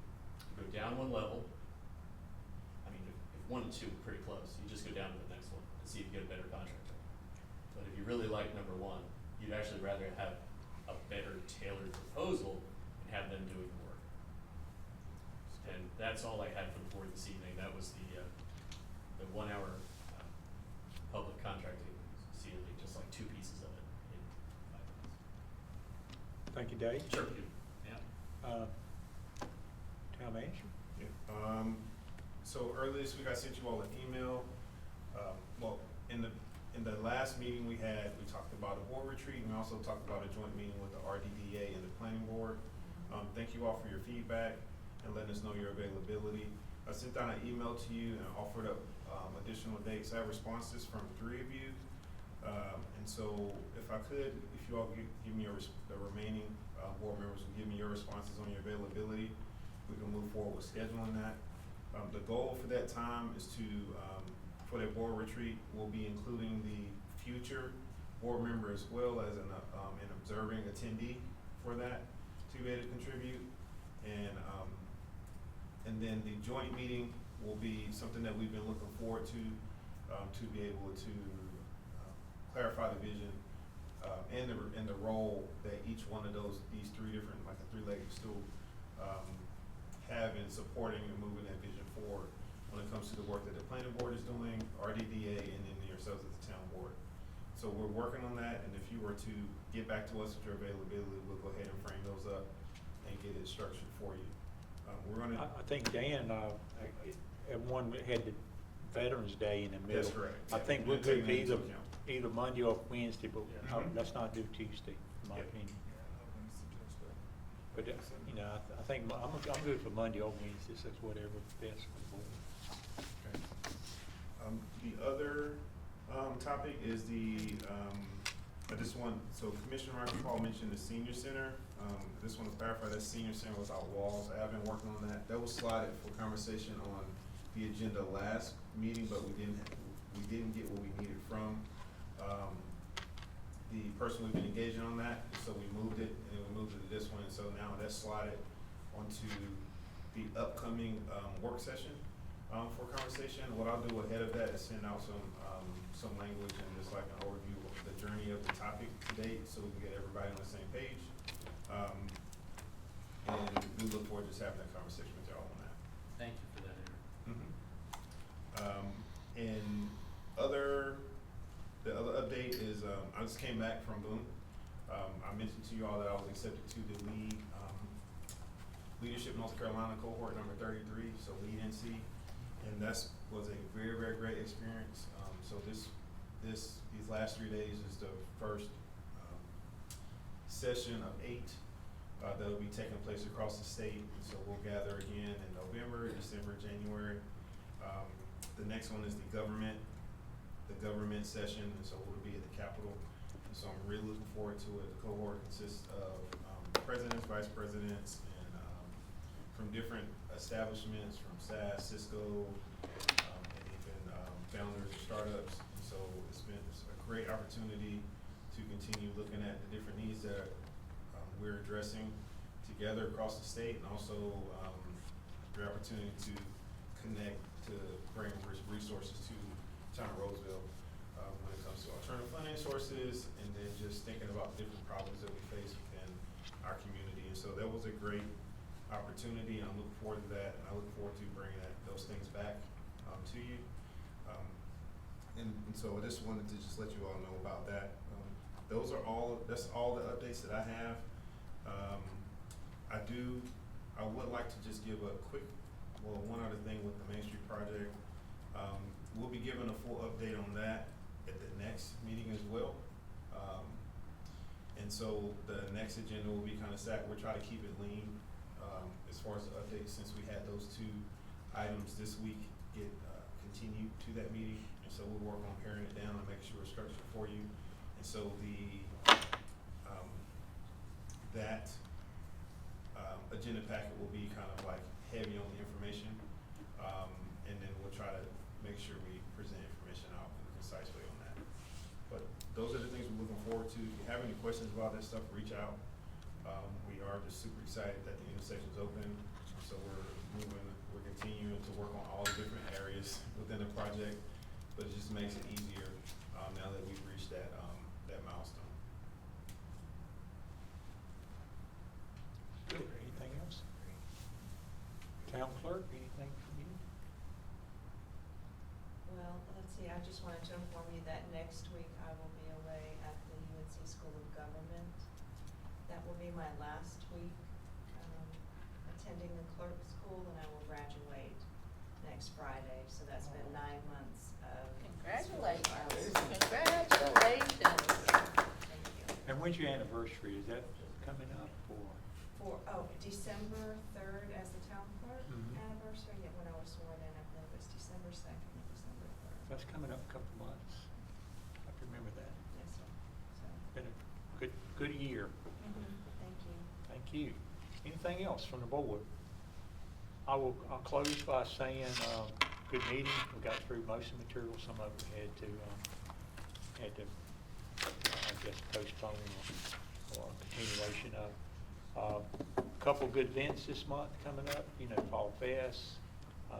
Y'all kind of participate in it if you can. I think it's gonna be a good event. Kind of looking forward to that. The show this month, having two businesses on there from Copperstone. One of them is Sherry's business. Y'all know Sherry at the farmer's market.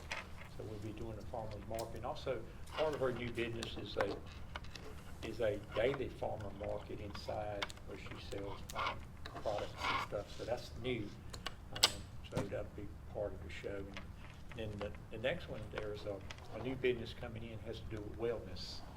And you may know more about that than I do, but we're going to learn some about that, share it with you. It's a concept that's not in town, so it's a new concept.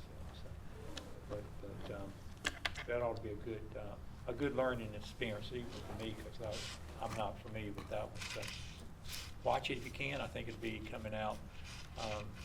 Won't be this week, be next week, because we got to do the show this weekend. But so with that, any other comments? Thank you, board. Appreciate it. And without any opposition, I will adjourn this meeting. Thank you. Thank you.